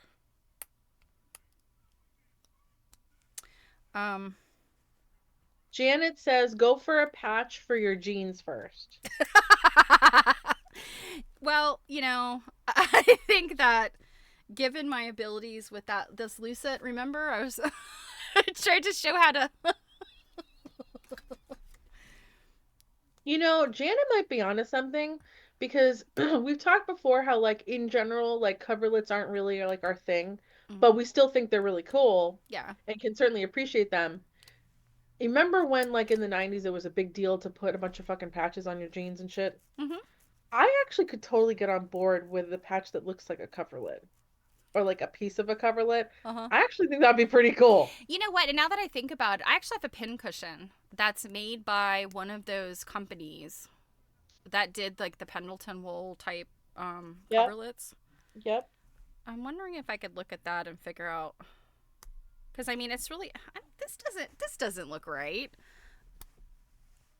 Okay, I'm so definitely not the person to ask. these things I should probably read the instructions, shouldn't I? Okay, so I know Robin says, since you're gonna go big with this project, I could use a California king size woven blanket. I'm on it, Robin. So this I know is where you wrap your thread around for your extra. Sure. And then look at this thing. Big plastic needle. It's one hell of a needle.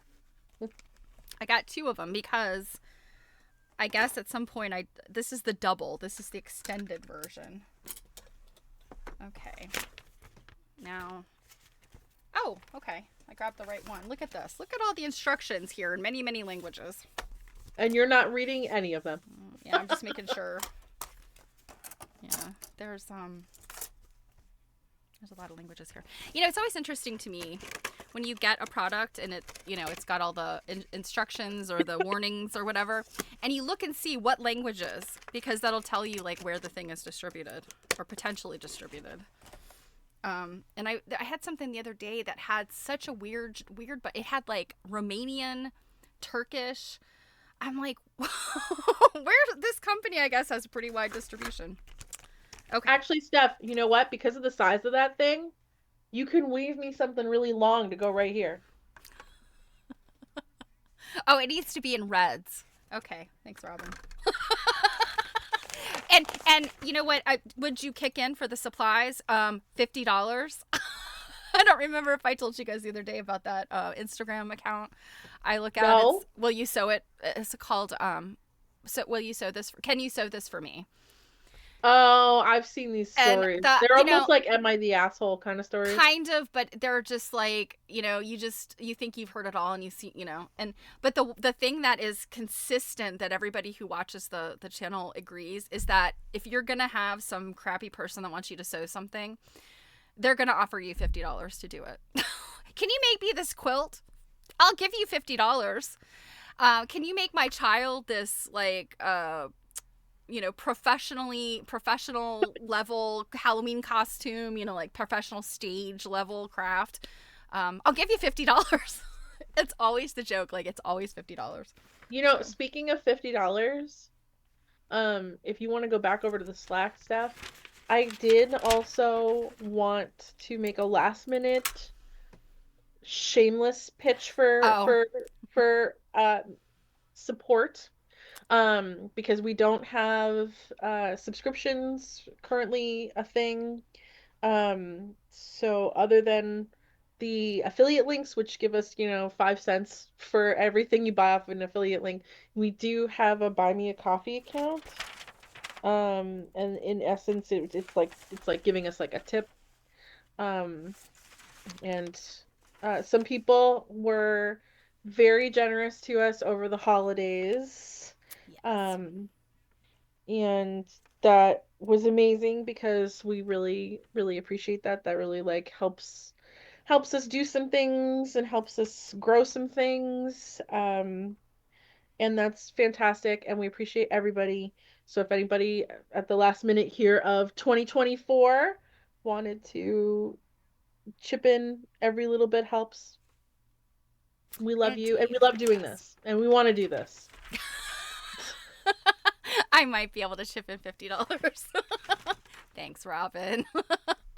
um oh, Mara Dim says Ko-Fi. You know what, I have been looking at Ko-Fi for my channel, for my Twitch channel, so that's maybe a 2025 project for me, if I can get my act together. I have not, I don't know much about this. What is Mm-hmm. it?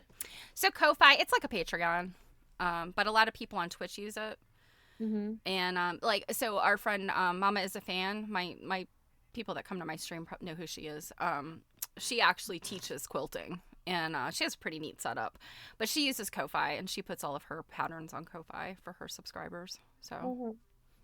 yeah. Hmm. Okay, so these things are not. I've misnamed these. These are the shed sticks. So these are the ones you put under there, and you turn it, and it creates a little hole for your Uh-huh. weft to go through. I'm still not clear what this needle is for, because you don't weave with the needle. Maybe the needle is for weaving in. Ah, The end. yes. Yeah, I think that's what the needle is for. Yeah. Hmm. Yeah, it was funny. I saw something. I was looking through some of my sort of like Connor's old school stuff and just stuff, and I saw his. He had this woven thing from, like, I don't know, first or second grade. It was really cute. And it's woven with like all kinds of different fibers, and I don't know how they did it. I don't know how they what they made, like cardboard looms, or how they did it. So Maradim has accounts on Ko-Fi and Patreon. Do you mean accounts like that you subscribe to stuff, or do you have an account like people could join Maradim? I don't know. But yeah, I made my account on Ko-Fi. I just haven't had a chance to, like, I say this all the time. Like, I never have a chance to do things because, life gets crazy all the time. But I I've come to find out, like, sometimes it's totally a sense of like life gets crazy and you're actually physically busy. And then other times I feel like life gets crazy and then you end up in functional freeze. yes, and you can't necessarily, like, you can't just get your act together to um Do the things. yeah. Yes, exactly. It's like it comes up and it's like, ooh, I need to, like, block out a couple hours for that thing, and then it gets pushed, and then that couple of hours you need to block out just becomes like, oh god, it's a big thing, when really it's just a couple of hours. I figured it out. Yay. Well, like yesterday for me, so um yesterday I was trying to rush up to get to the museum. I'm sorry, not yesterday, Thursday. I was trying to rush to get to the museum because the content that I needed to film, let's see, what time is it? They're gonna be taking it down in a half an hour. So I'm like, I've got to rush and get up there and film this content before it's gone. Holy crap, whatever. And I get 2 miles from my house and my brakes start shorting out. So I was like, well, crap, I guess I'm not doing that today. And I get the car back to the house safely and everything. But then, like, that made me so angry. And I definitely could have pivoted and worked on like other things throughout the day. Like I'm telling you right now, from the backside of all the kinds of things that Stephanie and I are involved in, there is never a moment when we could not be working on something, Yeah. even just minutely tweaking something, for various things and projects and organizations and whatnot. But because I was so angry that my car ruined my day, I could not do anything for the rest of the day. Yep. Like You just had to go I home and be pissed.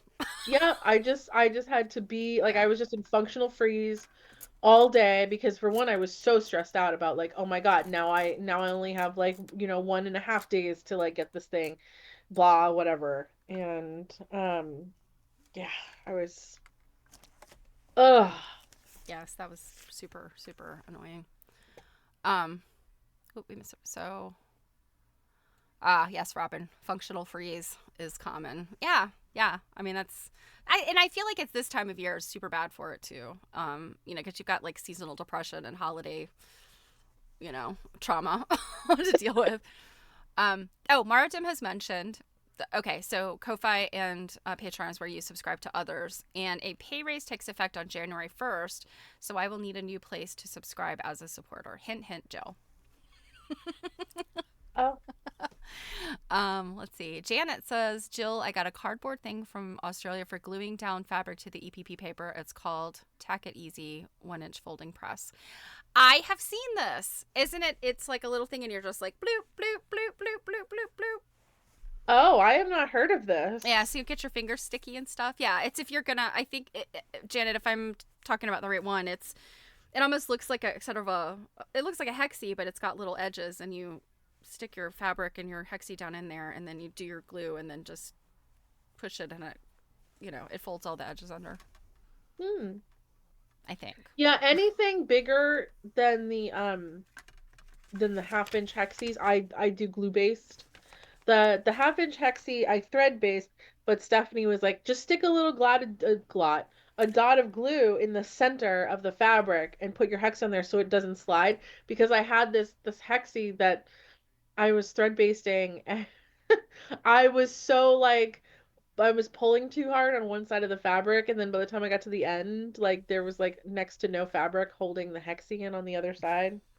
And that's when Steph's like, just put a little glue in the center so the hexie doesn't move around. Yeah, because that's why when you see like older quilts where you'll see like a little seam and it's coming apart, and then you've got like no seam allowance. It's kind of what happens. Like stuff shifted. Um, yeah. So, and they come in But yeah, different Janet, sizes. I'll have to look at that thing. Yeah, I know. I saw that. I don't know if I saw it was an Instagram, like a video or something of somebody using one. Probably. Yeah.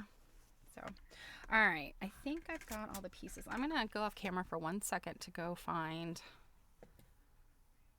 a thing. I could still hear though. Thing. You can still hear what? I could still hear though. Oh. All right, everyone. Time to talk shit about Stephanie. I can hear you. Who said I didn't want you to hear? All right. So I think her feet stink. Yeah, true. Not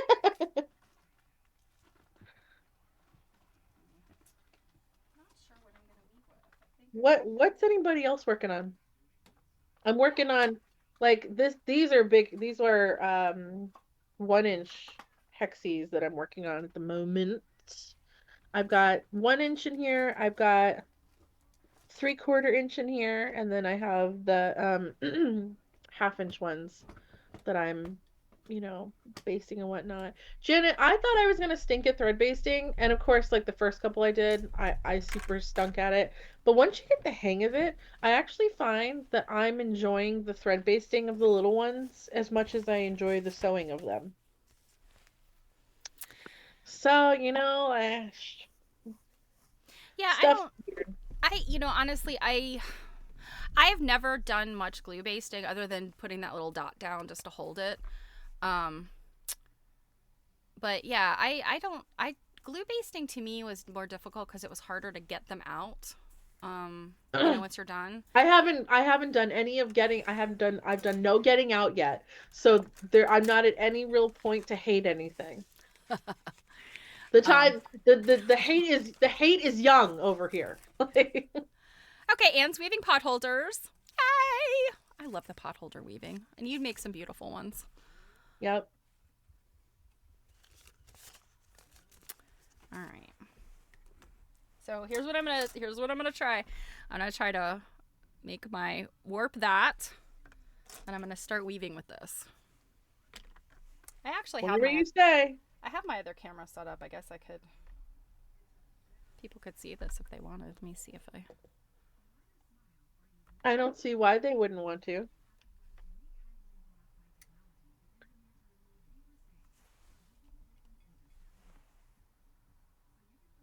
see my messy desk. Okay. I've actually never used this thread. I feel like maybe it needs to be a little bit more beefy, but we'll see. Actually, you know what? I think I'm just going to start make a tiny. I'm not going to make this so wide. I don't know what I'm doing anyway. Okay. I don't know what you're doing either, but I sure want to watch you screw it up. Rude. All right, so this is the shed stick. And what does it say here? Set up the warp and prepare. Blah, blah, blah, blah. Well, that's after you've already wound it around there.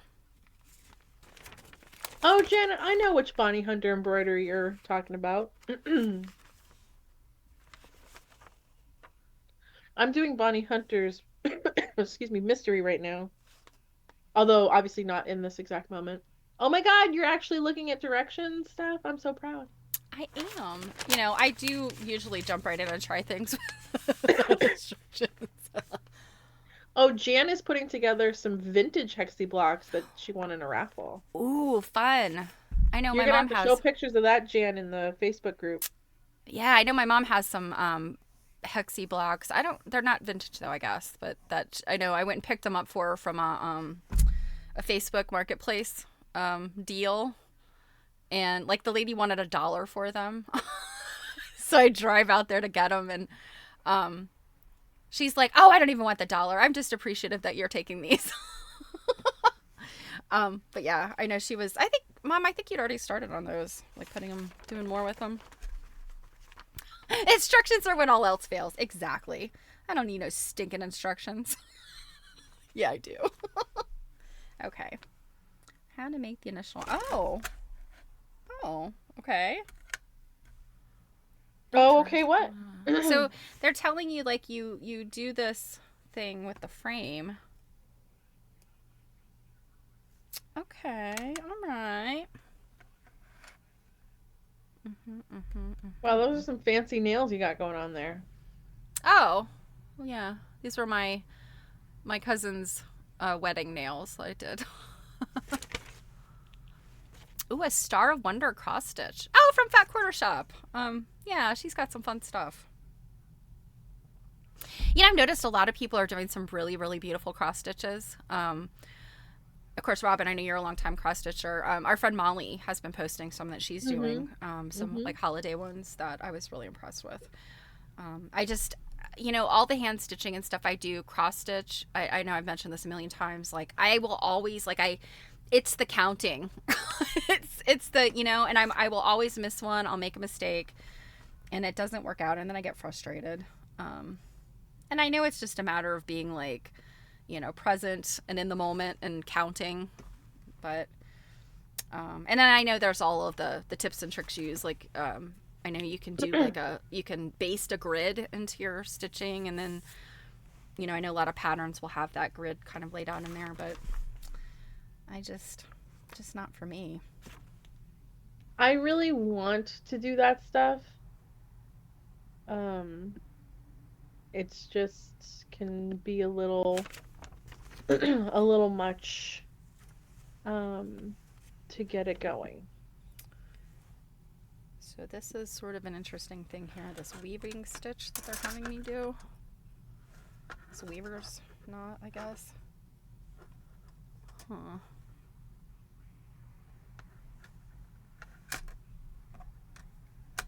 Is that stuff just like cardboard What, this?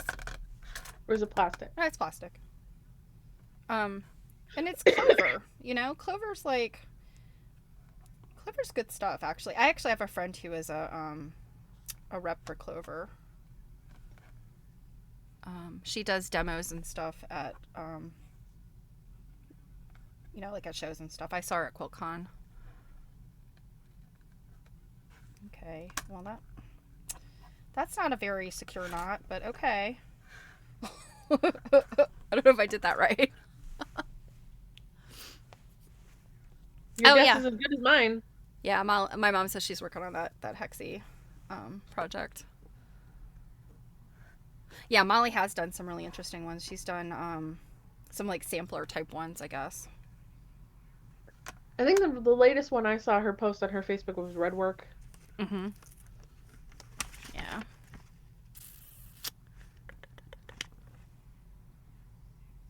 And then of course our friend Dawn likes to do those ones that are like antique reproductions. Uh-huh. Entirely microscopic, like. Well, and the thing is that a lot of times the reproduction ones are so good, like they can fool me. Mm-hmm. They're like I have been fooled before. It's funny though, if I buy, let's say I buy one a sampler and I think it might be real, and then I get home and I find out it's a reproduction. If I didn't pay like stupid money for it, then I actually sometimes am excited to find out it's a reproduction because then I'm like, oh my God, great. I don't have to be worried that this is like gonna fall apart. And I can hang it on my wall. Yeah. But then you also know that a 3-year-old child didn't stitch it, most likely, if That's it's a true. reproduction. That's true.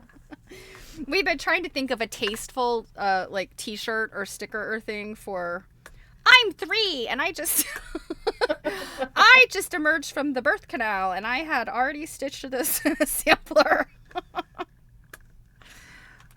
We haven't landed on anything very tasteful yet. So Robin's working on a really big cross stitch. Stitch your own adventure. Wandering Middle Earth. Oh wow. That sounds interesting. Wow. How big is it, Robin? At like inch wise? Is it like frame it for the above your couch kind of size stuff?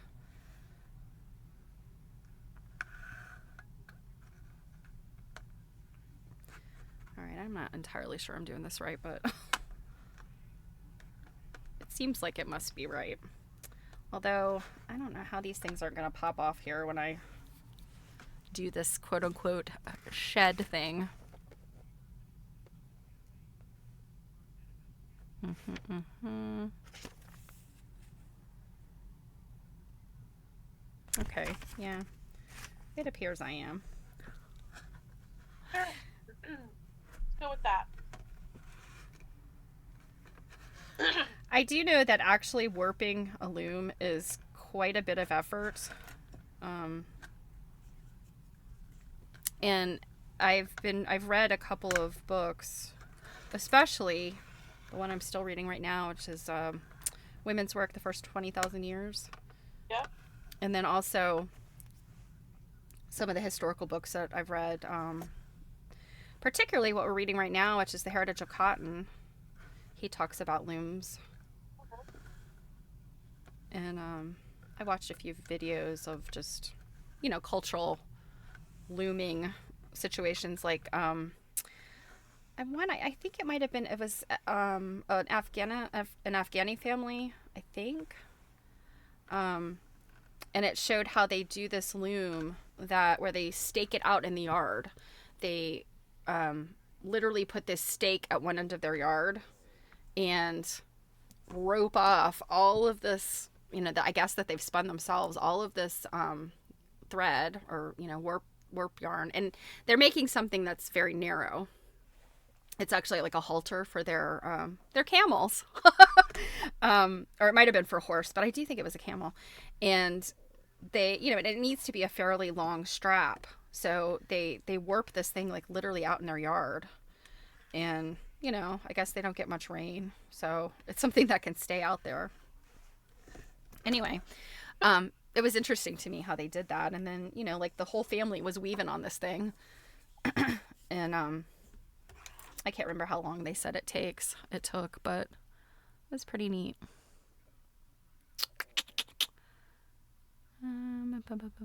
Okay, I'm doing this. Woo. You were supposed to send me a strawberry. Yes, so about that. Oh, you ate it, did you? No, I did have I had every intention of sending you a strawberry, and I had one already made, and I could not for the life of me find it.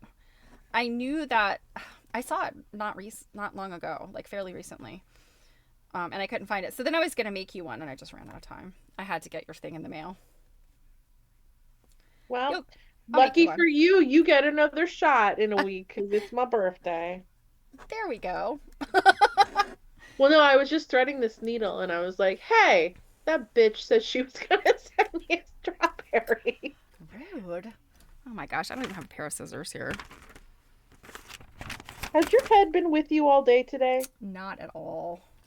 Oh, no, I do have scissors. Oh, you guys, I have my cute little kitty scissors. All right, which camera am I going to? My little kitty scissors. There's its What little face. what is that? Put it So, under the big camera. so, I got them at QuiltCon. They're kitty scissors. So, you take off.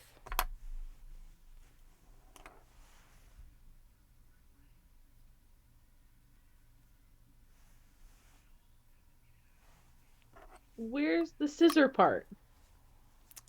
I just showed you the scissor part. So, they're like this, and you unscrew them, and then there's the Oh, scissors. okay. I didn't see that Yeah. part. So, like snippy snips. I find those like, are they spring? Yeah. I find those spring ones don't, excuse me, always cut Oh, very well. yeah, they're little springs. Yeah, but they were cute. They have a little cat on them. Okay. So, you know who I wish I could talk to right now is our friend Mary Kay, because she was a weaver. And I don't know if she still weaves, but remember how she told us when she fell in love with quilts, she bought a quilt to go over her Or loom. loom. And then I guess she discovered the majesty of quilts and was like, I don't need no stinking loom. I don't know if that's true. Oh, Uh, apparently Kate hey, also Kate. has those kitty scissors. Hi, Kate. Ah, Mama Isafan is here. Hello, lady. It's good to see you. We were talking about you a minute ago. Let's see. Ah, all right. I feel like there's good tension there. All right. Now it is saying, oh no, that's loose. This is obviously not anywhere near what warping a real loom is like. I feel like that is a complicated ordeal. Okay, now I'm Can you play supposed it to. like a harp?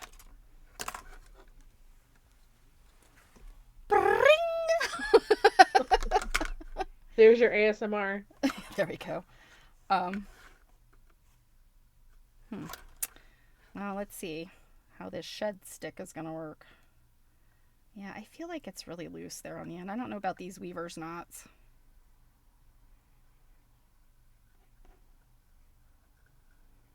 We're going to start with an even weave, which is every other. Okay. Yeah, I guess these things are tilted far enough that way that they're not going to pop off when I put this little shed in. So, okay, here we go, you guys. Let the weaving commence. Oh, I have to.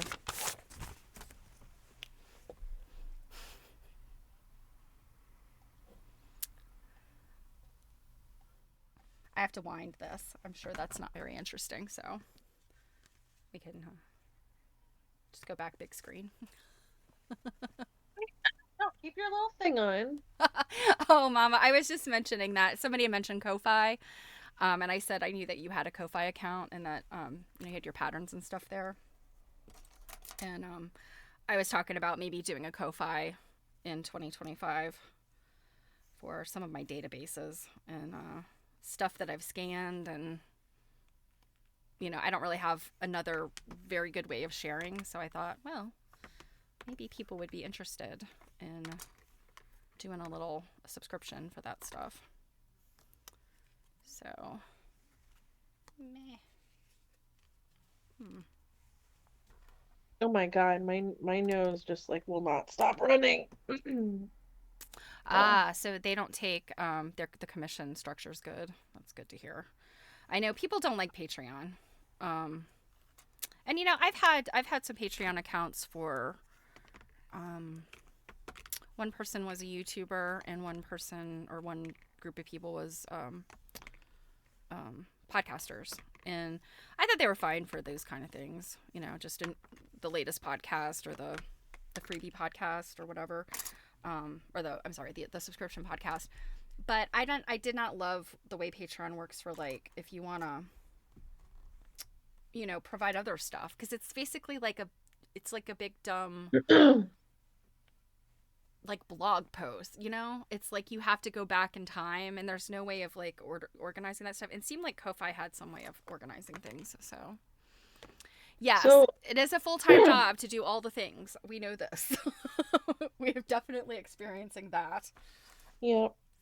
I mean, to be honest with you, like I I really don't think I'd have an issue with this being, one of my full-ish time jobs if it was supporting something.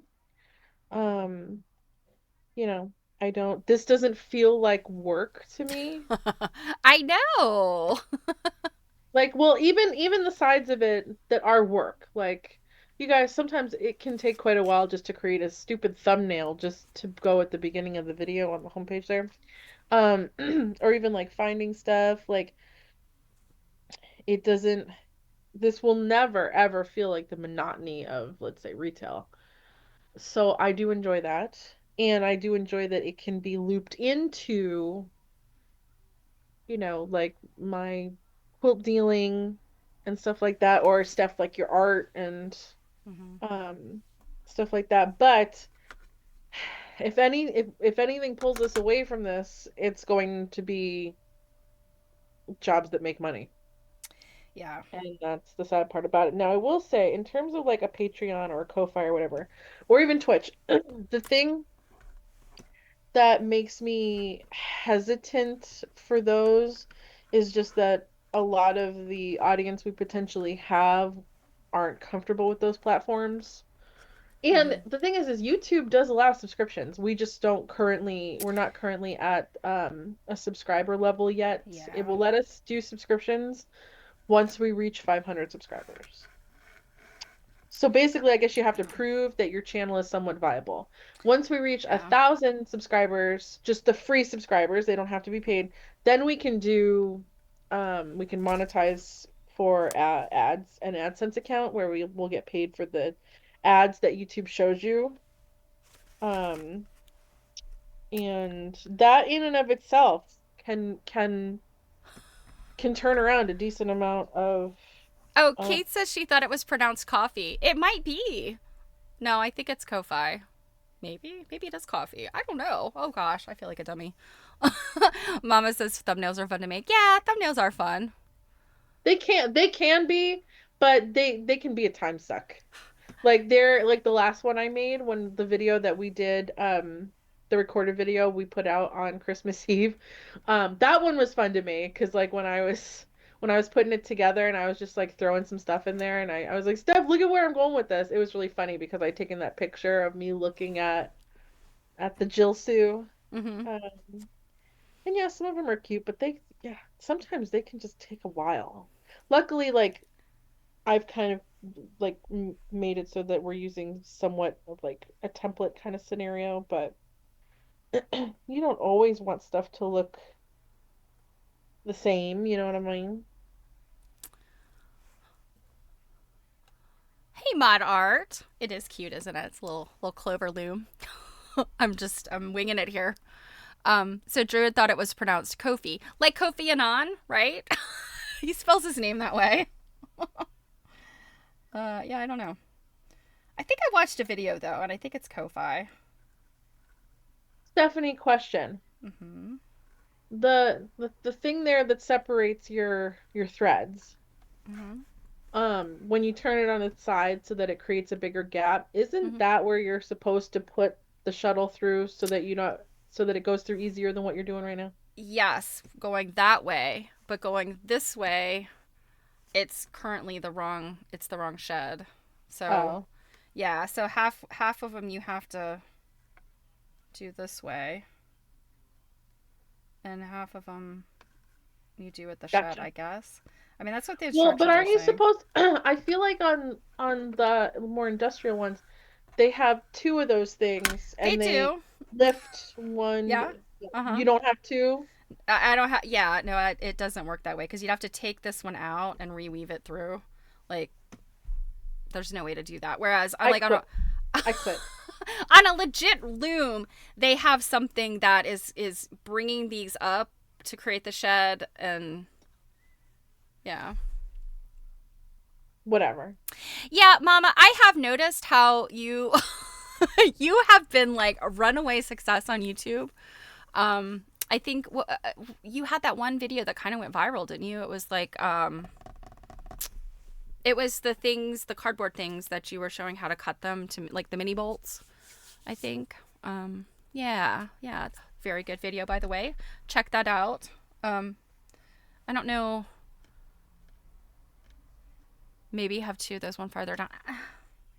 Yeah, but the thing is, I don't. I think I'd have to keep. So like, if I look, so let me try that and see. I'll see what I mean. Why does this keep loosening up? This weaver's not bullshit. It's not working out. um, I think I'm just gonna have to tie that in a knot. It doesn't want to. So the challenge is, if I put the other one in, it like can't they cancel each other out. I think sort of, right? So like if I put this one in the other way, oh, that's not the right thing, is it? What did I do with the other one? Oh, here it is.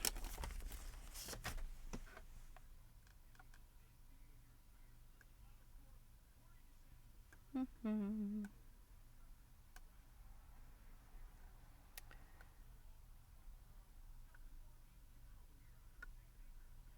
Hmm. So when this one is active, see, when this one's active, it's opening that shed, but this one, like, it cancels that one out. I'd have to take this one out. So, like, you can only have the shed open in one direction, apparently. Um, so yeah, Mama, so quilt nerding, is, well, let me find it. You would think I had this right on my screen, and I, of course, do not. Um,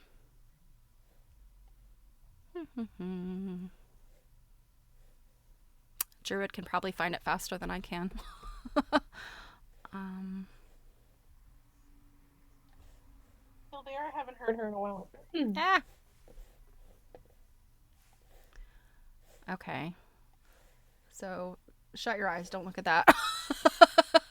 Yes, it is a Sunbonnet Sue logo. You might have found it. I think I have a note thing here that it's got all the links on it, but do I ever have it handy? Yeah, Stephanie is the worst business promoter that there has ever been. pretty much. Yeah. This is why we have like 5 subscribers. Um,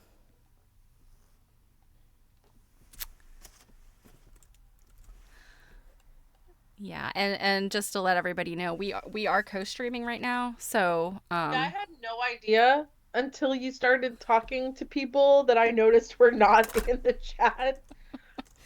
sorry. You know, this is a mashup, right? Thank you, Druid. I know not everybody can embrace the chaos. Well, you know, let me make sure that the link I grabbed is the right thing.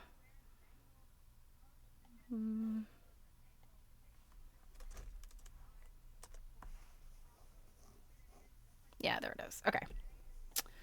So,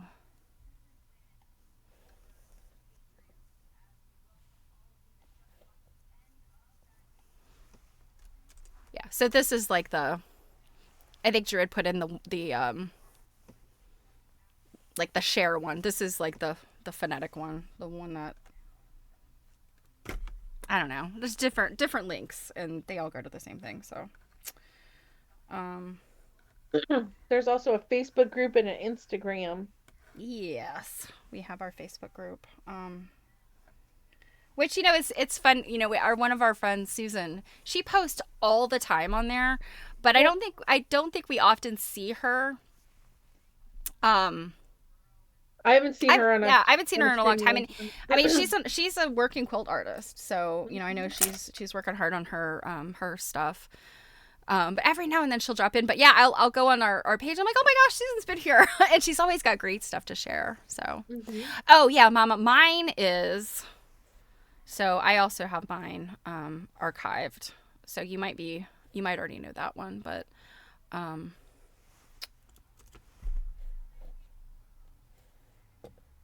I will put that in here too because. Oh, thanks, Druid. So Druid just put our Instagram in there, and then that's my YouTube is the Stephanie Cake. I now have like 3 Instagram channels, and it is what it is. I use them all for different things. Hey, I I have access to like 7. All right. Well, And it's they're really either mine or I'm helping other people manage theirs. well, it's really awful. If you ever, I don't know. I think what I figured out is like stuff that I save. So YouTube is complicated. I have YouTube TV as my cable. So, Oh. yeah, so we have to be logged into that, like my old personal account. And then I have my Stephanie Cake account. And then I have the Quilt Nerding account. And so I'll be in the Quilt Nerding account and I'll see a video that I'm like, ooh, I want to watch that. So I'll go to save it to my watch later. And I'm like, wait a minute. I'm in the Quilt Nerding account. But I have noticed my YouTube.com, YouTube TV, I think influences what I see when I'm in the Quilt Nerding account. And I would assume you see different things when you're in there, hopefully. But if you are getting a lot of like murder, because that's the kind of stuff I watch. No, I'm not. Oh, yay. Thank you, Mama. Always nice to have new subs. Oh, thank you. I really I was gonna appreciate say, it. Stephanie, I have no idea what you're talking about if you don't tell me what that chat says. Sorry. Yeah. Okay. Since I didn't know you were co-streaming, I didn't end up opening that on my phone. Yeah. Well, the thing about our co-streams are I can easily see Twitch usually behaves better than YouTube does. I feel like YouTube makes you jump through a few more hoops from the streaming software than Twitch does. So, okay, I've got 3 rows. Yay! I think I'm doing this right. It's starting to look like something. I do enjoy using the little comb. Janet, I can guarantee you, you can learn Instagram if you want to. Stephanie and I recorded our kind of intro to social media that we did for AQSG. So if you're gonna be if you're gonna, sample any of that with the virtual seminar, it's for members and non-members can get in there. Um, you can watch that. Oh, hi, Mama Isa fans. It came over to the chat over here too. Yay! Lovely to see you, dear. Um, so Janet, you just think you don't understand, but I promise you, you understand a lot more than you think that you do. But with that said, by all means, support the Facebook because the one thing our Facebook group has that our Instagram doesn't is the ability for you guys to post stuff. And that's the reason for having both is so that there's a place for you guys to share things and not just us posting stuff. Mm-hmm. Because I don't really care for things like Discord. That just brings me back to the days of message boards. And I don't really Yeah. miss those. I like to participate in Discord and stuff, but I do not necessarily like to, be involved in it from a. Does this make sense? Like as a content creator, I like to be on other people's Discords, but I don't want to have to. I just don't like the way it presents. Like you have to scroll back or you miss Mm-hmm. like things or there's conversations you have no idea what they're happening. That's one thing I like about Facebook is each conversation is completely separate from any other conversation. Um, so I like that. But I definitely want the user ability for other people because when people want to share things, it's either you've got it would be like, well, you have to email us and then we have to share it for you. When no, just go into the Facebook group and you can share it and people can comment on it and we don't have to be involved other than the fact that we're hosting the area for you to do that. Mm-hmm. And that is wonderful. Yeah. I don't know. There is so much social media out there. And I mean, we've said this on when we did our little training. It's like there are so many different things. You do not have to learn them all. No, We don't. no, nope, I don't do X. I don't even do Threads, which is Instagram's version of X. Mm-hmm. I'm I not. don't do I'm not TikTok. a. Yeah, I'm not 100% sure. I even have a an X account anymore. I might have turned it off. Like I said, Robin kind of still sort of manages the Quilt Nerding Discord a little bit. So I do like to go on there and see what people are up to. Oh no, she manages the Quilt Nerd I'm sorry, Discord. yes, the Quilt Nerd Discord, which you guys know we're spinoff. Um, that is cool, Janet. Your daughter works at Facebook or Meta. Well, I mean, if your daughter works at Facebook, Instagram would be supporting her too because Meta Yes, owns both of them. this is true. Yes. All right. I think what I've got going on here with my little weaving is that this thread is probably both this thread and the warp. The warp and Is the probably weft what? they're too light. I should be using like heavier yarns, I think. But, you know. So Blue Sky is created by the person that had originally created Twitter before Elon took it over. Yeah. And I have a Blue Sky account, but I follow nobody. Yeah, I haven't jumped on that bandwagon yet. I never did Twitter, even like I had an account, but I never did anything with it, even before it was bought out, because it's just that's a text-based app. It is. I mean, Um, you can put images in there. I just feel like Sure, the but it the was way that originally meant to be just text. It's just not really my jam. yeah, it isn't. And I don't know, it's just got a different feel to it that I don't love. Although a friend of mine is on there and selling paintings, and so I keep thinking about it. And I'm like, local emergency services on X, yeah. This is true. They do put stuff the what do you call it? The utilities, your local police precincts stuff. They put info on there for I sure. have to say, when they first came out with Threads, and people were talking about it, I thought it was a place like just for textile people. Well, I was mad. I was like, oh no, how dare they? They're taking that away from some textile person that could be using that. Well, here I was thinking like, oh my God, someone went out and made a social media platform like just for textile people. That's so I know. cool. I love it. And then I was like, oh, oh, But it is kind of interesting that a thread. Now, I know they're going off of like conversation thread, yeah, but it is very interesting. And I know I think I read something about this not long ago of like all of like the textile type of words that are in our language. Um, yep, like weaving a story and following a yep, thread and all that kind of thing. yep. So I'm like, yeah, you're welcome, general public.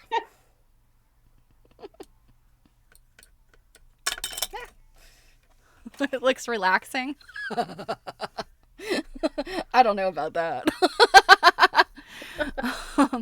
Let's see. So Janet's daughter works on the commercial side. Gotcha. Oh, document archivist. Interesting. Who was I talking to recently that is an archivist or was an archivist? It might have been something I was watching.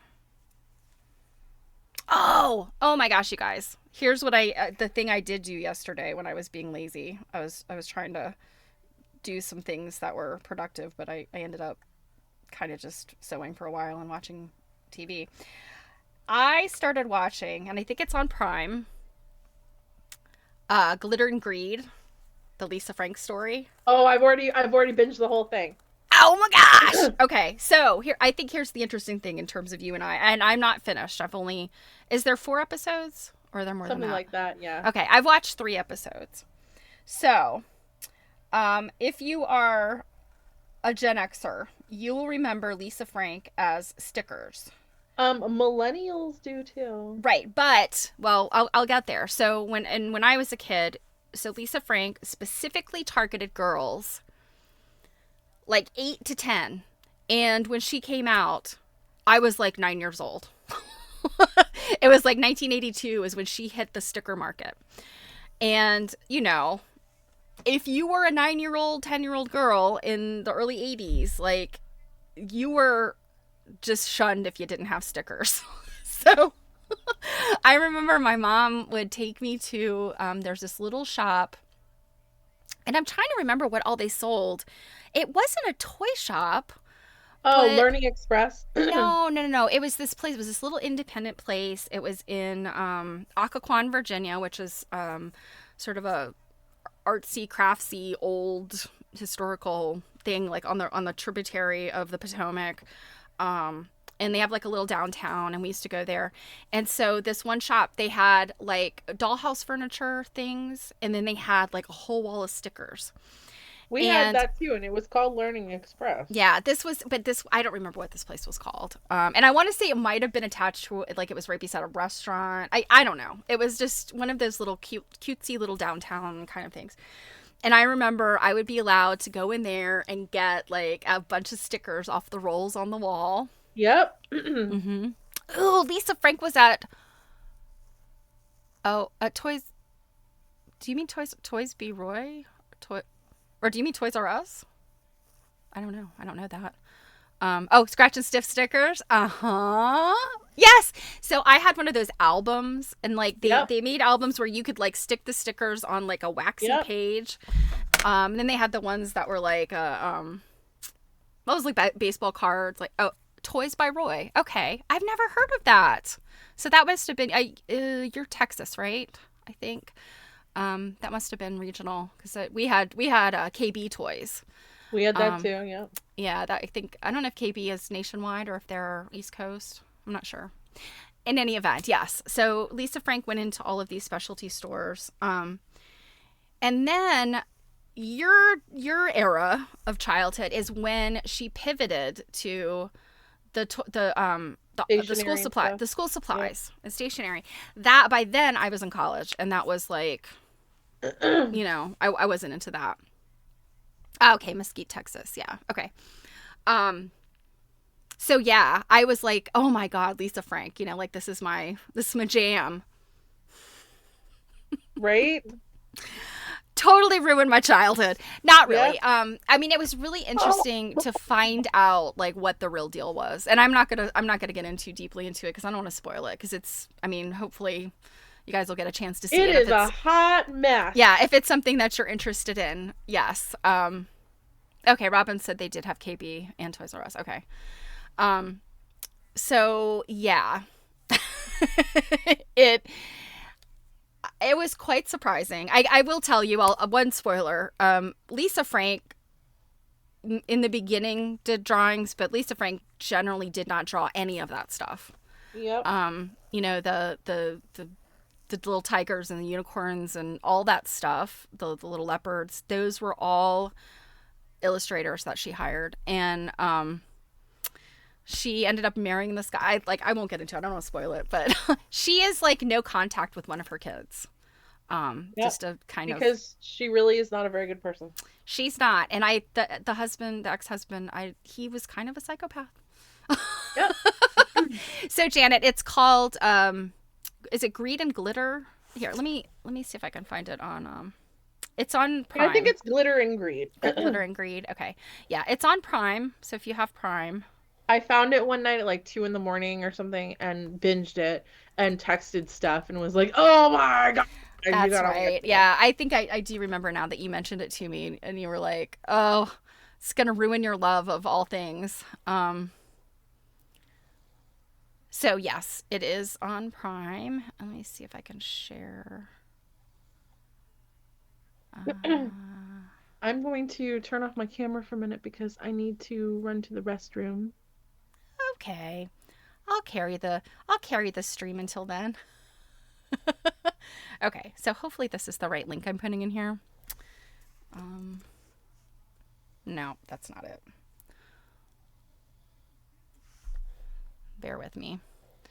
But yeah, it was just it was nuts as I was watching this thing and I'm just going, "What?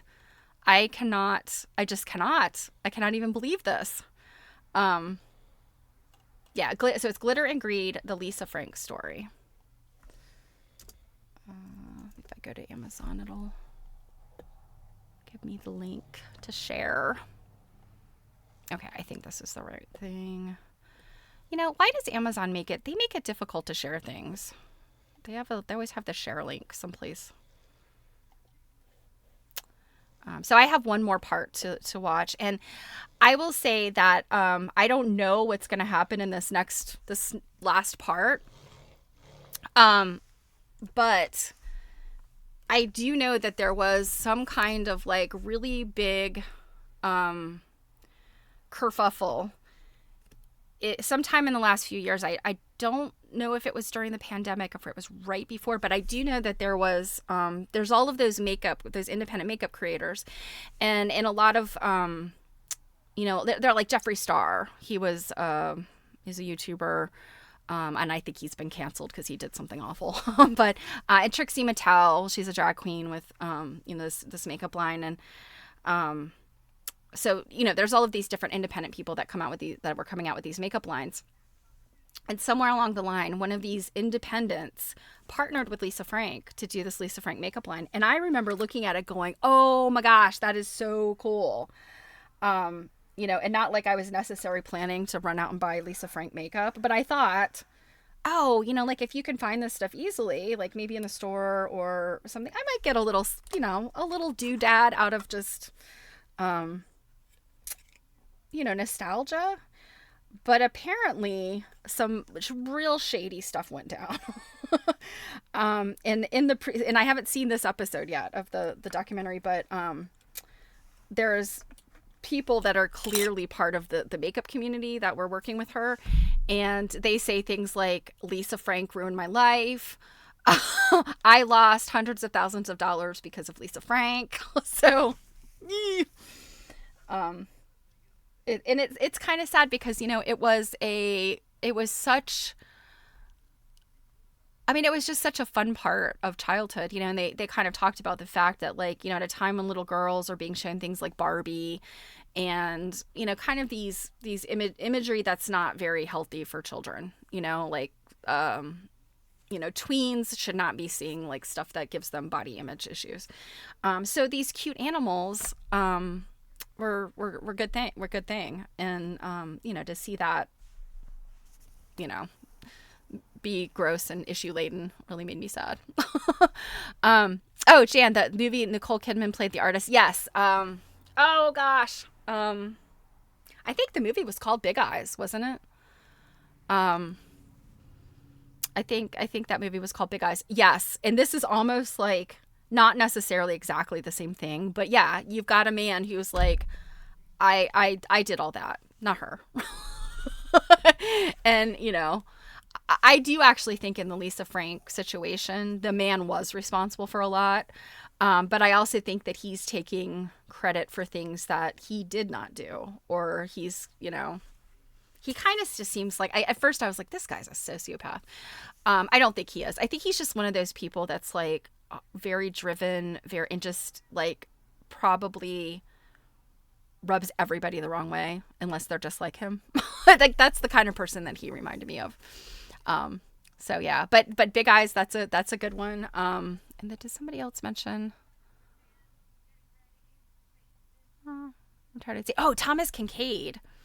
I don't know anything about that. Did he, was there like a documentary about him, or is this just in general knowledge? Like Thomas Kincaid had some kind of, I don't know, drama. um, I always like to read and watch these kind of documentaries. They're so very interesting. Because the way that you thought things were turns out to not be the way they are. So the loom has specifically said that you want to make a curve. And I think that my thread is too thin, so I think that I'm not making a nice curve there. But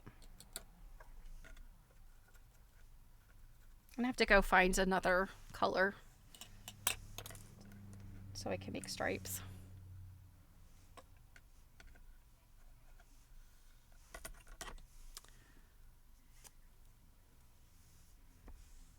So, all right, this is why these knots are not working out well for me.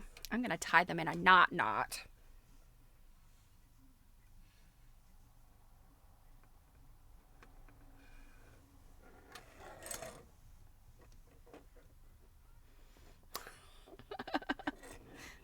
Oh dear, this isn't working out.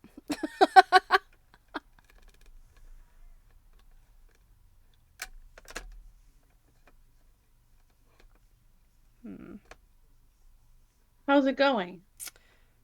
Fine. I just sprung this knot on my loom and it's not going back the way I want it to. I mean, it looks like you got a little fence there at the bottom. I do, but now like this one end of the warp threads has come undone. I'm gonna try doing this a different way. So yeah, I was talking about Janet mentioned Thomas Kincaid. I don't know a whole lot about Thomas Kincaid other than not a big fan. You know, just not my Of his jam. paintings? Yeah, just not my jam. Mm-hmm. But I don't know if like maybe there was maybe it was the same kind of deal. Like Thomas Kincaid is not really a person but a brand. Like Mm-hmm. there's the person Thomas Kincaid and then there's the brand Thomas Kincaid maybe. Mm-hmm. And I'm wondering was there a studio of people that painted his stuff? It's not all Probably. him. Maybe, yeah. And then we were talking, have you seen that movie with Nicole Kidman? And I think it was called Big Eyes. But she painted those doe-eyed children that were always looked like they were crying. No. And her husband basically took responsibility for them because it was at a But I time mean, when historically, isn't that just what it is? yeah. Yeah, pretty much. But also, like, it was very cruel. What he did to her was very cruel. Like, the only difference I think I can say with the Lisa Frank story and her husband was that he did actually do a lot of work and Yeah, and was like, that's what I was saying. So, Painter of Light didn't do his own painting. Ultimately, he cheated on his wife and died of alcohol and drug overdose. All right. I'm going to have to check that out. Painter of Light. Precious Moments. Now, there's another interesting topic. Did you know that there is a Precious Moments chapel? I think it might be in Texas, Maradome. Is it? Do you I know? was never into the precious moments, but at the same time, I there was something out at the same time. I'm all set, honey. Um, as precious moments called dreamsicles that were also like cherubs things. Mm-hmm. I did collect those, Yeah, I but I was gonna didn't say, do. didn't you collect some little tchotchke when you were a child? Yeah, dreamsicles. That's what you used your money on to buy your collection. That Jill and 45-year-old women collect. Hey, I only ever found out about them because another girl in sixth grade brought one in for show and tell.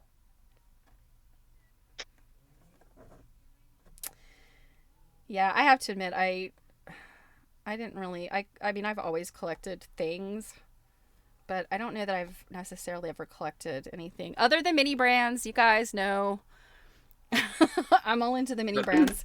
And that's why I don't have a whole lot to show in terms of Christmas, because my mom gave me financial gifts, and Jill, of course, gave me this beautiful item. My in-laws gave me Catstronaut, and my son and my husband gave me mini brands stuff. So I had like a little frenzy of opening those. It was fun. We between me and my son, we got some fun ones. So that was our big thing. But yeah, I've never really collected anything like like a Hummels or Precious Moments or anything like that. I know mom collects the some of the Jim Shore stuff, specifically the snowmen. Do you know Jim Shore? They're sort of those resin. They look like they're carved, but they're resin. And they're fairly big. They have a lot of like quilty kind of stuff on them. Oh, yes. I know what those are. They frighten me. They're cute, but I don't want them all staring at me. I know if you've ever been into like, well, I mean, to somebody's house who collects that kind of stuff, or like an antique shop that has like a whole case of them, and you're like, there's something else. Let me see if I can find the Jim Shore stuff. I think I'm gonna have to go watch that last episode of Glitter and Greed. We're done here. I wish I could tell you it gets better. And Oh, I know it doesn't. I was saying while you were in the bathroom, I was saying I do know that there was, and I know that's what the episode's going to cover. Um, the it's about the makeup line. I had kind of vaguely heard some of that because when they announced that it was going to happen, I was like, oh, that's really cool. Like, and I thought, if they do something like a cute little eyeshadow or a chapstick or something, like I would buy it just for the nostalgia, the nostalgia of it. Um, which is what but they were going for. yeah, and I just know that it totally blew up. Um, and then I saw that some of the previews were like people like, um, Lisa Frank ruined my life, like stuff like that, and I was like, oh my god. Um, so let's see. Oh gosh, I'll just put the Jim Shore website in here because he's got a lot of stuff. But Yeah, I'm it not is. gonna lie, like after watching that, it there's definitely a part of me that like wants to go to one of those trade shows that she would be at just to yell at her. Oh, but then they did talk about she went to that one trade show and she basically had like a folding table and a little thing taped behind her. I don't know if you guys have ever been to a trade show, but trade shows like they go all out, like just Mhm. bonanza on these booths, and then that's why sometimes trade shows can be make it or break it for brands, products, companies, because if you want to really make a splash, you got to spend a lot of money, and if you make that splash, it's good for you. If you don't make that splash, you're out a lot of money. So One of Sunny's yeah. old clients was T3 Expo, based out of Massachusetts, Mhm. that build those trade shows Mhm. and the kind of money that would be Yeah. throwing around on that. And apparently she went to one of those trade shows just with like her little folding table, and people were like, okay. Well, and like apparently like no one went to her table. Yeah, and like I you know, you think about it, why would you? Because you'd be like, well, what is this broken down nonsense? Yeah, Um, unless you were someone that remembered. But yeah, after this after this documentary, I can't I can't see her brand doing a whole lot. no, and yeah, and she released a statement that's pretty much like, you know, wishing our fans and our um, you know, devotees or whatever, you know, wishing them the best. And Well, she said like we're gonna be back better than ever, and yeah, you know, yeah, wait for the next big thing. And yeah, very um yeah, I think that whatever happened with that makeup deal, I mean, it burned the people that didn't know her, like from our generations, you know. yeah. And I'm sure, you know, those people, particularly, she caused financial harm. And I gotta be honest, Generation Z, you burn those kids and they will come after you. Yep. They don't take it lying down. Um, so yeah, that's I'm interested to see what happens in this. All right, I think I need to go get another color. I don't know. You turned off your big camera. I did because I'm sure it was getting like not interesting, but this is what I got so far. Kind of looks like what you would expect. I think it's interesting. Mm-hmm. I got to figure out a better way to anchor this the warp than what they say, because this knot that they have, it's not working. Just, I don't like it. The knot is not. The knot is not. Yeah, so I got to figure out something there. I have actually I cannot show it because it has so much more work to be done on it. And I don't like to show fully fleshed out plans because I may never get it finished. Uh-huh. But I am working on another needle lace piece. It's like it's a series. So that will be fun as I work on it, and hopefully I'll get it to a point where I can yeah. Oh, Janet said I think Jim Shore retired. Yeah, I don't know. I maybe he retired creating them, but his company's going strong. I know you can definitely still buy them. Enesco is the company that distributes Jim Shore stuff, and they're like the anti, or not the anti, but like Hallmark's biggest competitor.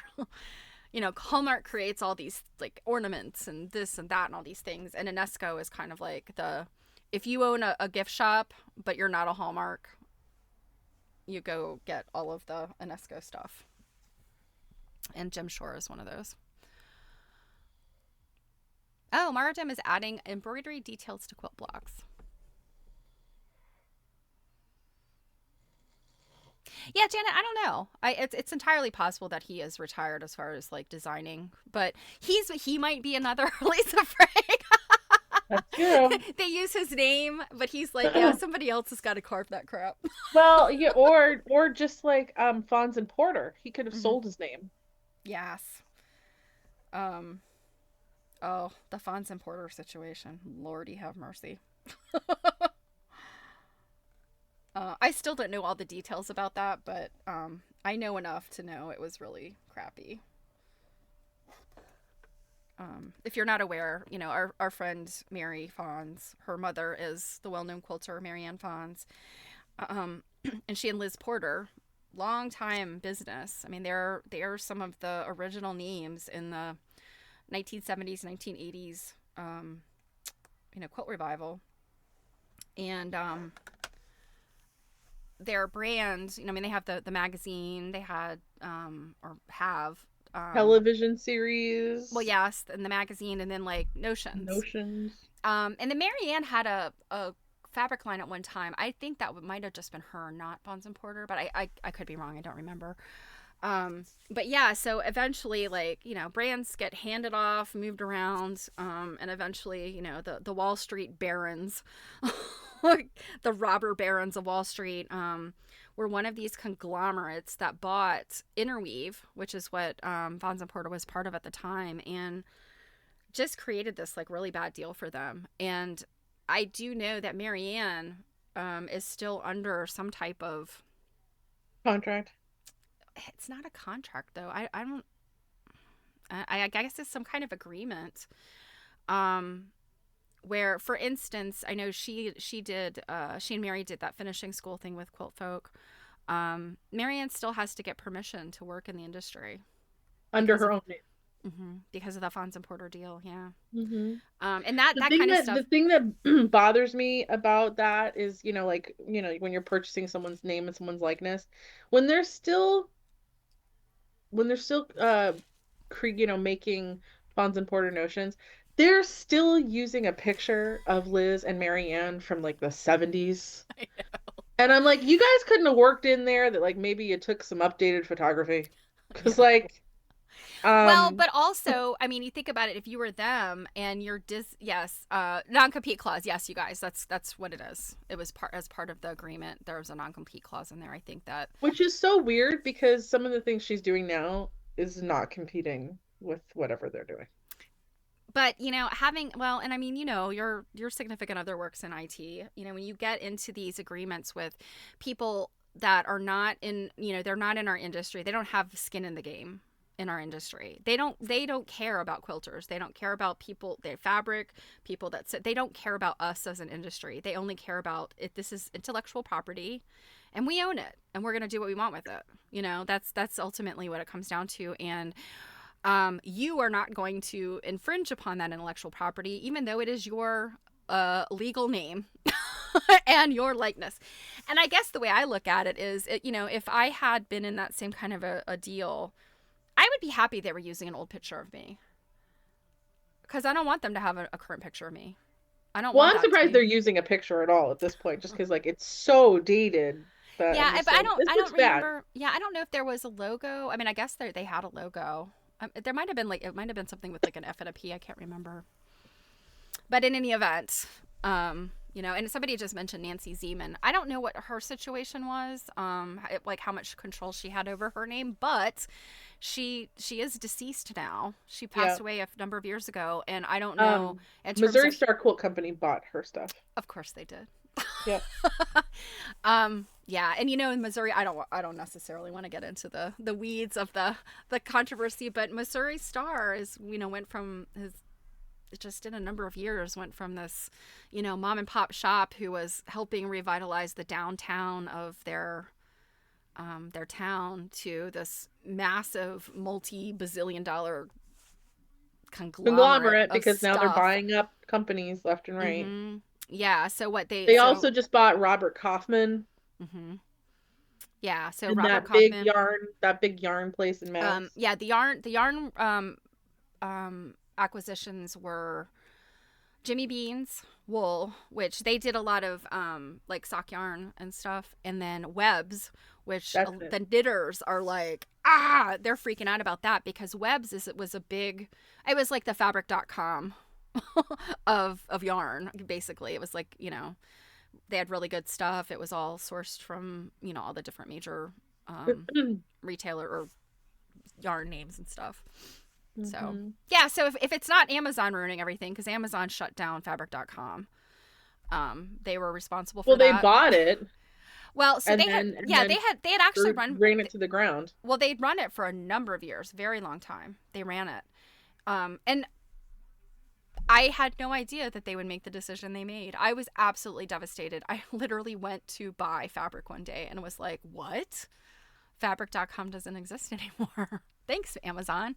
Yeah, I'm sure going to buy your 3-yard pre-cuts of fleece because that's what I was going there for. Not.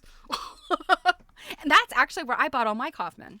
All my Kona, I would buy on fabric.com because it was a lot of times they would have like consistently the old price on it, or Hmm. they would do volume discounts. So, and quilting, if you're going to make a modern quilt in solids, you can easily buy, enough yardage to get a good discount. So, anyway, let's hope that Missouri Star keeps it cool and, you know, doesn't make decisions that are I don't pain- know. painful for the industry. There's But there's a lot of people in my Facebook group upset with them because their shipping department has apparently super gone downhill. really, Yeah, and there are a yeah, lot of that people are having a stinks. lot of problems with their shipping and their shipping times Ah, that's a and bummer. things like that. I stopped buying from I used to buy a lot from Missouri Star when I first got into quilting during the Downton Abbey time when they Mm-hmm. had that Downton Abbey fabric. So let's see, I started at 27. So in those like first 2 or 3 years, I used to buy from them a lot. I got so sucked into that daily deal stuff. Oh, yeah. Um, I eventually had to, and I do really like their rulers. Um, but I had to turn off I had to unsubscribe from their email because I would get sucked into the daily deal all the time. Yeah, Fat Quarter Shop does a similar thing. But I was very loyal to Fat Quarter Shop, and I still am. I just don't buy a lot of fabric anymore, particularly, Yeah. contemporary stuff. And when I do, I generally buy it from a local quilt shop. Although all of my local quilt shops have shut down either because people are retiring or I guess they just. There's a lot of retiring happening for Hmm. sure. We've Yeah. lost some too in the last few years. There's on my Facebook page, there's currently, and when I say currently, I mean like today, um, a debate going on about Joann's because they've like filed for Yes, bankruptcy. my Joann's is closing down. The one I worked at Um, is yeah, closing there's all down. kinds of. It's funny, the one that I worked at a million years ago is still up and running. I don't know if there's plans on closing it, but it is one of the Joann stores that never remodeled. Oh, yeah. There's All of the ones around still me are the a same. Yeah. tiny, like, old, crusty looking building. They had, after COVID happened, they had to put a big sign outside that says we're open because it looks closed and like they never put the money into revamping it. It's definitely not one of those like big ones. Well, I Um, I can tell you about all that. That is because right before the pandemic, like a couple years before the pandemic, the person that moved in as I guess it was the CEO, came from Walmart. So, well, and I mean, I worked. the new ones were really pretty. Well, okay, so the newer ones, and then the Joanne ETC, which we do have one in Maryland, the Joanne ETC. Those are the nicer, bigger ones. But for Joanne as a whole, and I worked for Walmart when I was in college, so I very much understand Walmart's mindset too. You get the Walmart mindset trying to manage something that is nothing like Walmart, and it's not going to work out. And it's like I could have seen this coming. I was like, yeah, that whoever the CEO is going to run this place into the ground, and they did. It's funny, I never made the connection of it being like Walmart like. I made the connection of it being like a Michael's. Well, and it's no, it's not that it's Walmart like. It's the mindset of what they're going to tap into, the decisions they make for the store. Yeah, and What's the easiest way to bleed my employees dry of life? yeah. And like trends. Like Michael's is very trend driven and Joanne became very trend driven. And so it's like, well, let's get rid of all of this fabric. Let's stop carrying Kona and let's put in, styrofoam ball decorating or some kind of Well, I craft. think they stopped carrying Kona because Missouri bought them.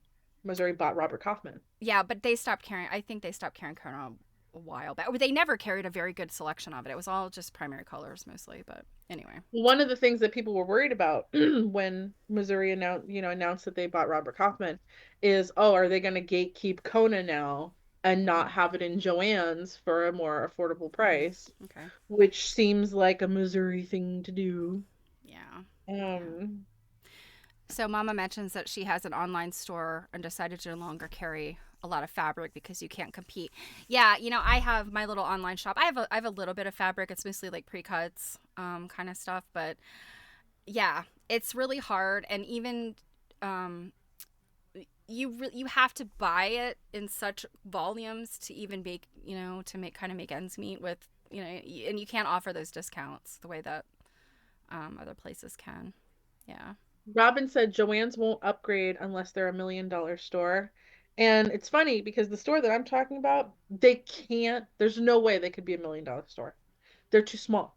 They're way too small. They can't carry enough Hmm. of anything. They could sell literally all the merchandise that ever hits that store and still never be $1 million store Yeah. because it's just too small. And there's no upgrading for that store. They would physically have to move it. You can't have a bigger store where it is. And I'm assuming the reason they chose not to do that, to move it, is because the only place they could move it that could fit the type of Joann's that the bigger ones were being was next to AC Moore and Michael's and Hobby Lobby. All of those three at one point were all within a quarter mile of each other. Hmm. So they were probably Yeah. like, no, no, no, let's keep all those guys over there, which of course AC Moore closed. Our Michael's, it's so funny. Our Michaels has moved like 3 times. It Our moved, Michaels has moved a bunch too. yeah. Our Michaels moved from a rundown shitbag site that they'd been in for a million years into this big, beautiful new building. After COVID, they couldn't afford the rent. So AC Moore closed, and then Michaels moved into the old AC Moore location. And then Hobby Lobby showed up for us, I don't know, 5 years ago or something. Yeah, our Hobby Lobby showed up. They're in the old Toys R Us. So whenever Toys Yes, R ours is Us, too. yeah, whenever Toys R Us went bankrupt, Hobby Lobby moved in there. But it's interesting. The Hobby Lobby is directly across the street from our Joann. Like literally, like you pull out of the Oh, Joann ours is parking lot. directly across the street, like from Michaels. Yeah, you pull out of the Joann shopping center lot. You go straight through the light into the Hobby Lobby one. And people are like, "Oh, Hobby Lobby's going to give this Joann a run for their money." You know why they give them a run for their money? Because the Joann is so crappy. I will tell you so it was late in the pandemic. It was not the early days because we all know that was really rough. For anybody that had fabric and elastic and whatever for masks. But later days of the pandemic, and I needed something for some project I was working on. It was like a zipper or some thread or something. It wasn't like anything oddball. I go to Joann and it's like 3 or 4 o'clock in the afternoon, like on a Friday or Saturday, and they've put up a sign on the front door that says, "We're closed, nobody to work." So I was like, well, that's not cool. So I go across the street to the Hobby Lobby, fully stocked, tons of employees, and I'm like, Joann, come out, look at this. Like, you know? Um, yeah. So Janet says she remembers the guy from Walmart coming in. You worked for House of Fabric / Sofro. We had a Sofro when I was growing up, until they sold to Joann. Manager was cut to part time. Yeah, yep, yep. Jan says the Joanne Reddit is addicting. So many stories about how poorly the staff is treated by management. Oh my I god. will Yeah. say, having worked there, now I worked there 22 years ago. Um, and I did my at the time, my store manager I loved. I got along with her fantastic. But I can tell you, back then they were doing some illegal stuff because I was 16 and they had me working an overnight shift. Now at the time, There is no I state didn't that's legal. at the time I didn't care. Um, and also I had dropped out of school at that point, so I wasn't going to school in the morning. Um, and I Actually, didn't I take that complain. back. That might be legal in the summer. That might be legal in summer months in some places. I don't know, for Kohl's, the only thing I can repair to compare to really is Kohl's, and that's, you have to be 18. Hmm. It might be different now post COVID and they've changed child labor laws, but you had to be 18 most of the time because there wouldn't be a salaried manager on site. Hmm.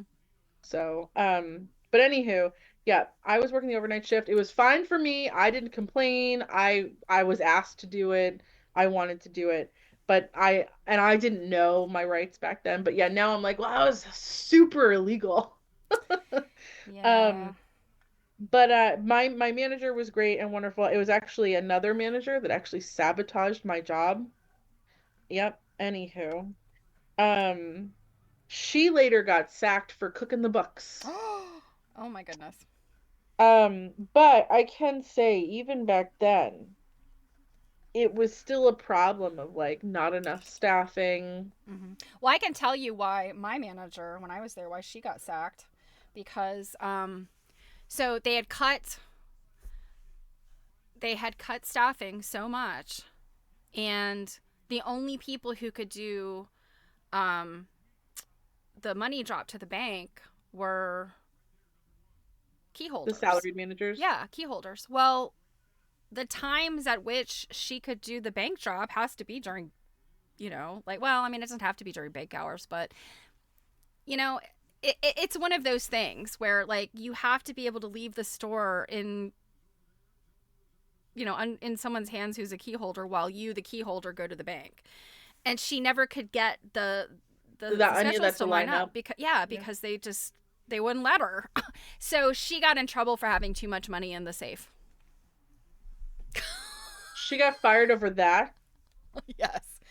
And she was at the point where she was like middle fingers up to Joanne anyway, no matter what. But I just am like, and having worked in retail, other retailers for so long, and also then on the training end of it, I've done freelance stuff for retailers, like big box retailers and stuff. And I'm just like, all of the complaints about Target right now are that they don't have, you go into a Target and it's like the self checkouts are open and that's it. And then like maybe one checkout with an actual cashier. And it's because I remember I worked at Target. I was an executive, so like a store level management. I was in human resources, and they had this initiative called Expense Rate 98. And so this is 1998, and their big thing was like do more with less, basically. And I was like, okay, so expense rate 99, does that mean we more productivity, less payroll? There comes a point where you have nobody working. Therefore, you cannot cut any further and you will not make profit. And guess what's Hmm. happening with Target right now? You read the news. Target did not book their earnings this quarter as they should have for the last quarter. Most Targets do very well, Yeah. and but it's that last quarter when they like skyrocket their profits. They didn't profit this year. They did not have that skyrocketing profit, and I'm like, gee, I wonder why. Because since 1998, you have been expecting more and taking away.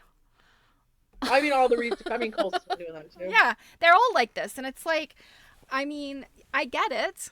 In a lot of ways, it's hard to run a brick and mortar because of online stuff. You can buy things online, but I think that the pivot needs to happen, and I think a lot of these places just they don't have that pivot. Some of the pivot So, that Kohl's did was after, um, with COVID, what they did was they shut down their warehouses that would do shipping, and they just moved the shipping operation into the stores. mm-hmm, So they shut something down that in order to save the store instead, mm-hmm, as opposed to the the big warehouses that are doing nothing but shipping. yeah. I mean, retail is just it's always been thankless and complicated, Hmm. and it's just gotten even more so. Yes, Janet, I too deeply respect wait staff and retail because, yes, I too have been there. And I feel like this is how I judge other people. I can be very judgmental, but I always give people the benefit of the doubt until they see how they treat retail workers or wait staff. And if you treat either of those people like badly or disrespectfully, you've told me everything I need to know about you, which is you are entitled and you have never done this type of work. I think everybody in their lifetime should have to volunteer. And in Maryland, I don't know if they do this nationally in the U.S., but I do know in Maryland to get a high school graduation, to get your high school diploma, you do have to put in a certain number of hours volunteer work. They did that when Chris and I were in high school. I don't know if they still do that. Mm-hmm. But yeah, you had to have so many hours of Yeah, and community service. most of the kids get away with some BS project. I know my son did, but My nonetheless. brother, I didn't get to that point in high school Hmm. to that, but my brother, his was working as a page at the library. Yeah, I mean there are definitely there are low stakes volunteering, but nonetheless, I think that everybody should volunteer at some point in their lives. And I know some people like maybe simply don't have the financial ability to do that, like to take time off and volunteer, but I feel like when you're young, it's something that everybody should be made to do. The second one is you should be made to have a part-time job for, I don't know, 6 months. I think 6 months. I think that's far less than the what Israeli army requires. And you should have to either do food service or retail. Oh no, you should have to do both.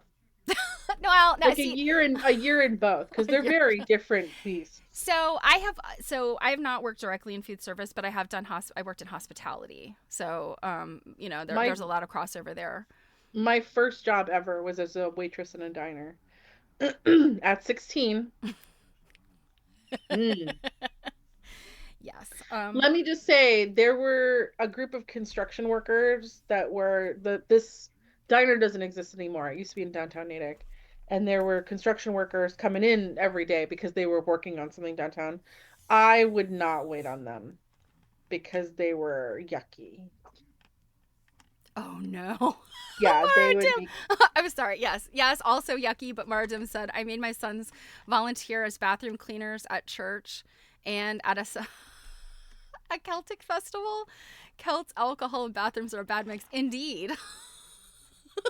I that can't might think of too many places where it would be nice to be a bathroom attendant. So that is a character building activity that honestly borders on child abuse. I'm kidding. I'm so kidding.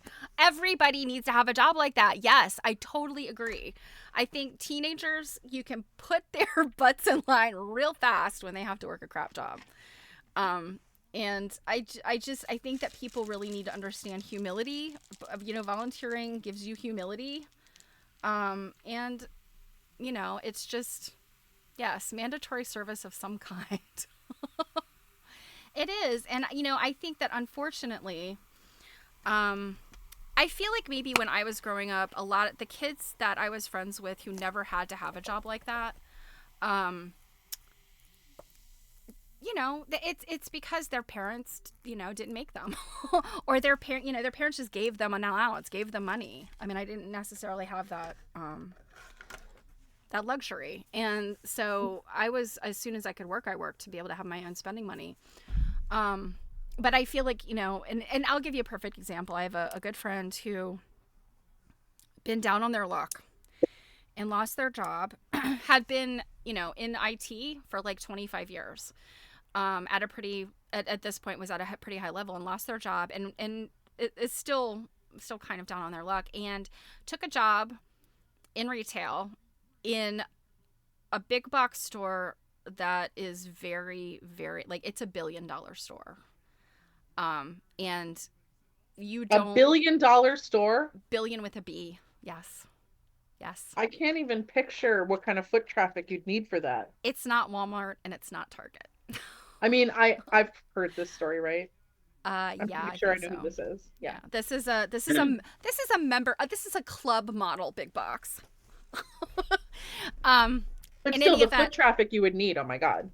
oh, apparently it's nuts from what the some of the a few of the like minor little stories I got. It is nuts. But I said, when they were, they had interviewed and they had a start date and everything. And I said, have you ever worked in retail, like big box retail? Because I know in high school, this friend did work in retail, but it was like a small little, Yeah, like, small box is much well, different. no, I mean, it was like literally, yes, mama, you figured it out. Yes, it's Costco. They had worked in like a small, I don't know, it might have even been family owned, like little store. And it is totally different. And it's great. I think you still do like working with the public in any format, even if it's just like a little small boutique type store where you still have the public coming in and you still, you deal with stuff and it's better than nothing, but to really experience it. And so my friend told me like, no, I haven't. And I'm just like, I'm thinking to myself, first of all right, you entitled turd, you've never had to do this. And because the very beginning of my professional career was in retail, I've done, and I worked in retail all through high school, and I've taken retail jobs, even though, I've moved on to another profession, I've taken retail jobs just to make ends meet. And so let me tell you, it was a rude awakening for this person. The whining and moaning I heard, I was like, oh, honey. Now, at 50 years old, it's real hard to be the cart getter at an insanely wild Costco. But I've been the cart getter at an insanely wild Target and an insanely wild Walmart. And yes, it'll kick your butt, but it sucks to be doing it as a 50-year-old for the very first time. Yes, Costco's like the boot camp of retail. If you could survive that, you could survive anywhere. Yes, I agree with you. My husband's cousin is a store manager for a Costco in California, and although we have Costco here on the East Coast, I almost feel like the West Coast Costco's are just like Yeah, off the we definitely wall. don't. Well, we definitely don't have, I feel like, as many of them. Mm-hmm.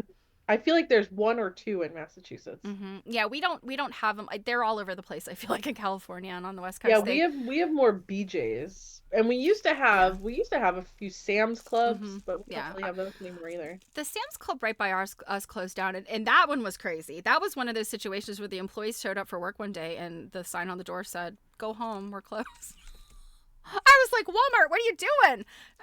I mean, what the hell? That that is so awful I know. to And hear to people. sometimes I really think about it and I'm thinking, okay, that was not a corporate Walmart situation. That was a very, very bad local management situation where they didn't do things above board, I'm pretty sure. Because, like I said, I worked for Walmart. Now I know Sam's Club is a separate entity within the Walmart, you know.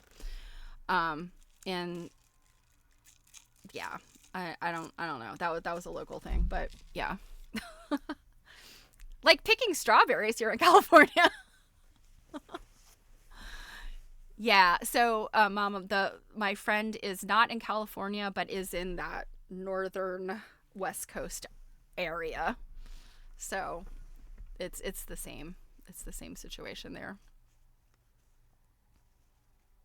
It's funny. The last stitching day we did, we talked all day about food. And this one, we've spent a large portion of the stream complaining about retailers. Mm-hmm. It's tis the season, though. I mean, honestly. Yes, it is. Tis the season to complain. Well, it's funny. It's like, we're talking about how, like, well, now that I don't work retail anymore, I can hopefully enjoy the holiday. But there is always going to be that part of you that is traumatized, Yes, yes. and Well, the thing is, like, I would rather gouge my own eyes out than walk into, say, a Walmart or a Target like on Christmas Eve or like the week of Christmas. My husband and I had to make a pit stop at a Wegmans on the way to my father-in-law's house, and we were like holding our breath because we were like, if there's any kind of line, oh my goodness, what's happening? I think that was probably something related to my Twitch. I don't know if you could hear that. I didn't hear whoever anything. whoever followed or whatever, thank you, I appreciate you. I don't have my Twitch screen up, so but I recognize that sound as somebody following, so Oh, I didn't hear. I didn't hear anything. I was gonna be yeah. like, what did you break now? Okay, so it wasn't a follow. Mama did something with bits. Oh. Thank you very much. I know that sound. um but yeah, what were we saying? I interrupted you. You jerk. I don't know. That we're traumatized with retail. Oh, you're um talking about going into Wegmans. Oh yeah, so we had to run into Wegmans, and I remember just thinking to myself, like, we're gonna regret this. And it ended up not being too bad. It was totally okay. It was not as busy as we thought it would be. And my husband like knows the quick, easy way out of the parking lot and all that, so it ended up being okay. But yeah, being in retail traumatized me like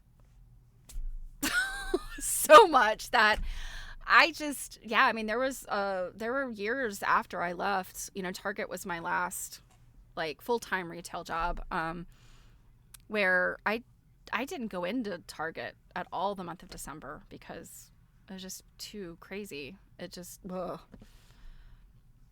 So, I almost never go into Kohl's anymore. I'm surprised they haven't like sent me a letter being like, you don't use your Kohl's charge like at all anymore. Are you alive? we miss you. Come back. Yeah. Yep. Um, yeah, I mostly probably do my Kohl's shopping online if I, yeah, I haven't bought anything from Kohl's in a long time, but like my son gets his work clothes from there, you know. Well, that and it's hard for me. I mean, I still get a lot of charge discounts because I'm a charge customer, but it's really hard for me now to like pay for things there because I used to get to stack all my employee discounts on top of the charge discounts on top of the sales, and like they would be paying me to take the shit out of the store. And like I'll give you a little story. I was um one point I was buying a bunch of stuff Did you get and the Kohl's? You could cart, add Kohl's cash in there too. all of it. I could stack anything and everything. Um and I was buying some stuff online. I had a really big cart. Before any discounts went in, the cart, with the sales and stuff, was at $3,000. Once I put in all of my employee discount and like charge discounts, and I'm sure there was some kind of deal because there are these deals throughout the year where employees get double their discount, like Christmas. It came down to 1,000 with all the stuff that I was. Yeah. Wow. And then I'm pretty sure like because it always tells you like what the full price of everything would have been. I think the full price was at like something like 4,500 or something like that. Wow. Yep. It was ridiculous. Bye, Mama. Thanks for hanging out. Oh, bye, Mom. I'm so glad you came by. Oh, same to you, and I will. We'll return the favor. We'll drop by next time you're online. And I don't know But if. I was gonna say, Mama is reminding me that it is 5 already. Yeah, I was gonna say. I think that. Yeah, I probably have to go deal with dinner. Janet says she stays in her PJs on Black Friday because you are a good person, Janet. People that go shopping on Yeah, Black I Friday sleep. need to have their brains examined. Well, that and considering that Black Friday is nothing like it used to be, the deals are not really deals anymore. They start those deals even before Black Friday now. Like, it was weird after COVID, and I worked my first Black Friday after that at like 5 a.m. when we opened. It was crickets. It Oh. was so weird and creepy. We used to have a line out the door. Mm-hmm. I Well, was I so mean, I can bored. say I working at Walmart when I was in college, like back in the day, and my very first Black Friday I was like, what is happening? Because people just, I mean, that was the years of like the doorbusters, where people would come in for like a $10 microwave and like just beat each other up. I worked in one of those stores. It was insane. Well, when we would have a line outside, I would always be like, why? We sell clothes. Like, what do you need here? I know. But for Black Friday, we might get in something like 5 PlayStations Mm-hmm. or a handful of TVs or something that we don't normally sell. Mm-hmm. But yeah, otherwise, God, before we had the Sephoras, I would just be like, "Yeah, we're home goods and clothing. Get a life. What do you need?" Yeah, I Like, know that. Oh yeah, those. Well, when I worked for Target, anytime the new gaming systems, if any of that stuff was coming out, like or any kind of high dollar, extremely popular thing, if it was coinciding with Christmas, yeah, we had to lecture the employees like, don't you even think about hiding one for yourself. We will fire you so fast you won't know what happened. And I had to fire people for it. They'd unload the truck and hide a PlayStation. Like, mhm. sorry, you're out of here. Um, so yeah. So Robin taught sewing and quilting classes at Joanne, but had to quit due to the pandemic. Yeah. And I heard about that, how they restructured how they were paying teachers, and I think the instructors were just like, "What are you doing? You're like totally screwing us over," and like nobody wanted to teach anymore. Cake is savage, indeed. I am. You know, so when I was in human resources, I once said, one of the things I hate the most about being in human resources is having to let people go because it's especially, around like as you get close to holidays or like, I mean, God forbid you got to fire somebody on Mother's Day. Like, ugh. Yeah, I try not to do those things. But I said, if I ever get to the point where firing people brings me joy, I know it's time to quit. And I have to tell you, there are a couple times when I fired people where I was like, Yeah, I was gonna say like there are definitely scenarios where like there was this one person, the boss that I had before I left Kohl's, there were a lot of people that didn't like her. I personally got along with her pretty well. Um And there was this woman that worked there like as long as I did, off and on. She was always a problem. She never did anything she was supposed to do. She would just walk out during her shift and this and that. Well, one manager a million years ago fired her incorrectly. She fired her by just continuously cutting her schedule, oh, yeah. and the woman called and fought it, and she won. Yeah. So Termination because by of that, attrition. she kind of became like an untouchable. So for many, many years, these managers would try to fire this woman. And I'm telling you, like, she was just such a problem always. And they would give up because it would, it would be too much work for them to try to, finally be able to fire her. Well, this one boss that I believe she's still the manager there, um, that people weren't liking, she stuck it out with HR and finally documented enough To that she fire. got to fire this woman. And she literally got to fire her to her face and be like, "You're done, goodbye." And I remember when I was the administrative assistant at the time, and when she finally got the okay to part ways, she was in her office, the door was closed because she was on the phone with HR, and my desk was on the other side outside of her office. But I heard her in there go, "What?" And like I'm like outside her door because I knew who she was talking to and like why.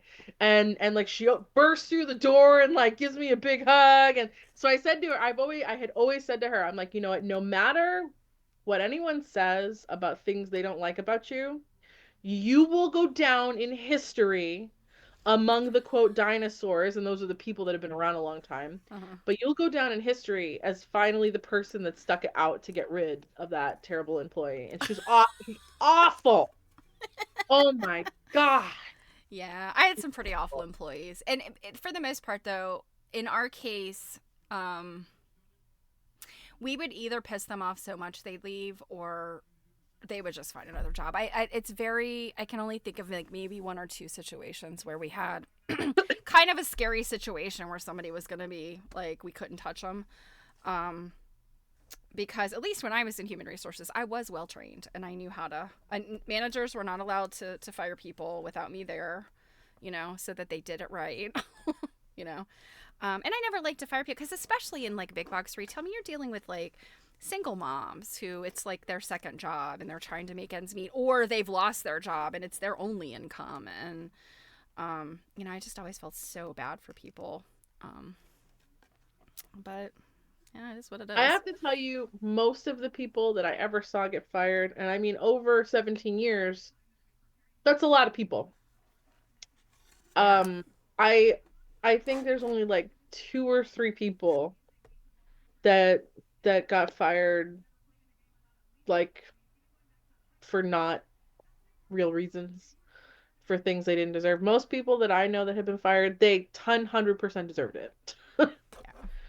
Um, So but Robin has the intel on Joanne's yeah, crappy. it's some pretty crappy intel. Yeah, so instead of paying a percentage of each student fee, which is what happens when you typically, if you're not teaching, out there on your own as yourself, you do usually get a percentage of the student fees, like if you teach for a shop or something. So they changed it to $35 a class. Just like will you sew this for me? I'll give you $50. Yeah. Will you teach this Seriously, class for like me? Here's $35 a 75. class. How much was the class?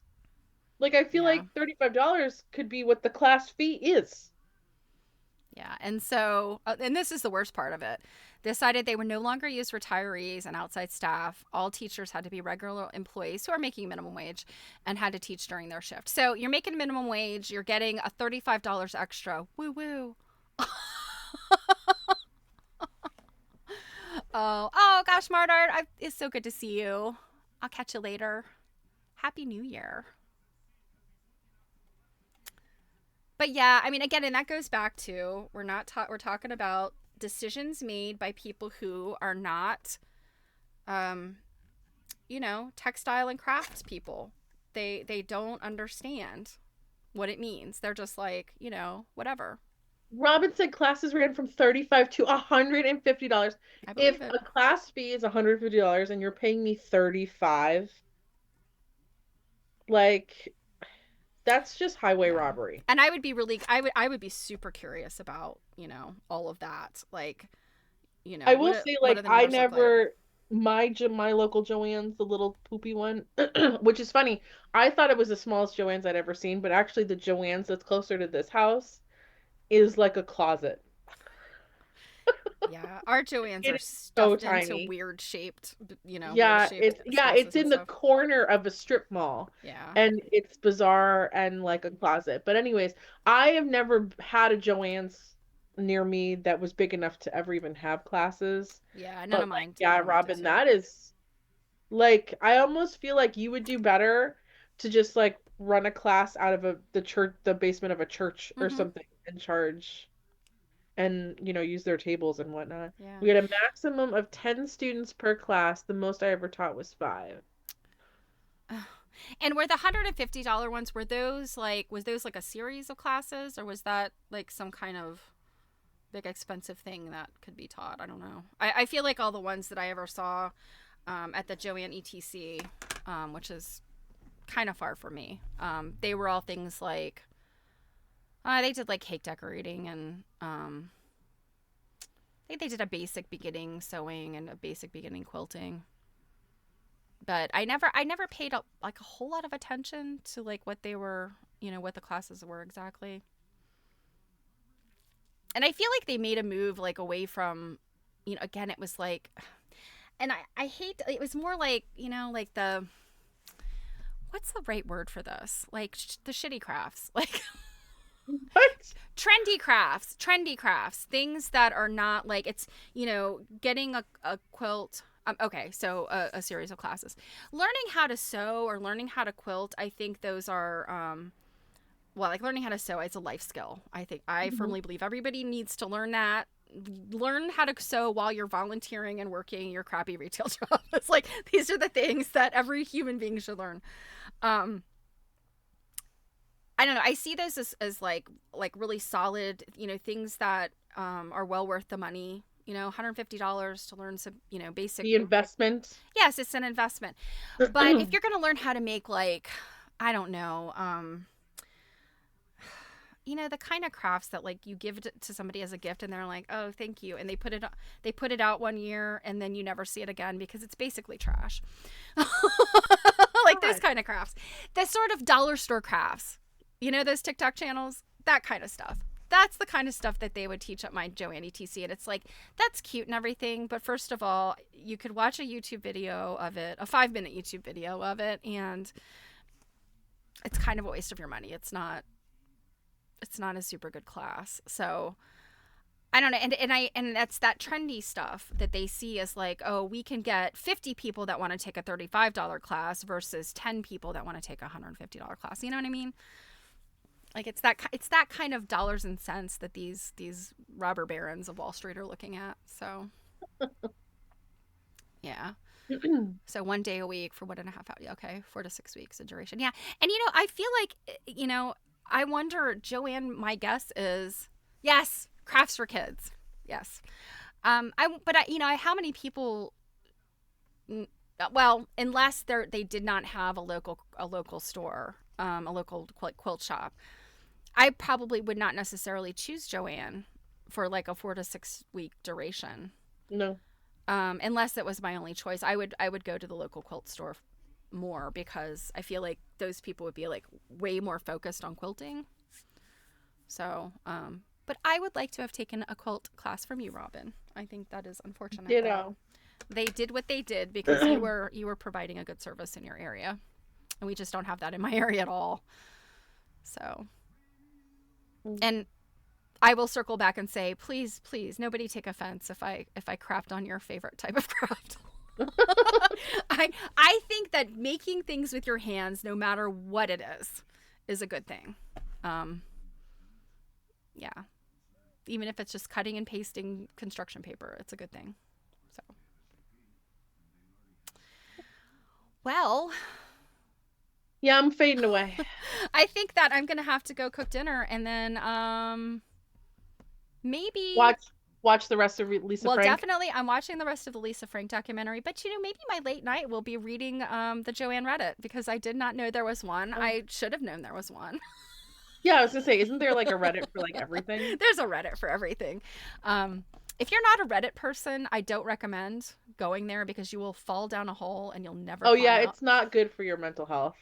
Well, but the thing is, I tend to look at the Reddits that are positive things for the most part, like funny stuff or Bone Apple Tea is probably one of my favorite, where people misspell things. um, my husband and I always like the "What is this thing" Reddit. Mhm. But yeah, I some of the snarky Reddits are good, but yeah, is definitely an evil hole that you'd have to fall down. So, ah, that's sweet, Robin. Some cushions for his boat. I love that. That's sweet. And I love that people that are willing to like get their hands dirty. I like that. Mhm. Mhm. Well, I will be back on Twitch on Monday, and you and I will be back on Tuesday. We will be having our anniversary show. Cake needs to finish a video. Yep, it'll be the end of the year. Last hurrah at 7 p.m. So you still have time after to do, New Year's Eve things. I will not be doing those things, but if you want to Yeah. do those things, you'll have time, don't worry. Rob and I are going to go out for dinner on Monday for our anniversary. So, Okay, for a second, I thought you said Robin, and I was like, is she flying to Rob, Maryland? Rob Like, and I, yes, Rob and I, my husband. So, well, that'll be fun. alrighty. You'll have to tell us all about it. Yeah, it's we're not going to Fogo de Chao or anything. We're just gonna, get some crab cakes or something like that. So, I was gonna say, please don't tell me that you're going to like Chick-fil-A. no, no. Well, we're gonna go someplace more expensive than that. All right, guys, it has been wonderful, and we'll see you. We'll see you this coming week. Yeah. Mwah, mwah, Thanks, mwah. everybody. Bye.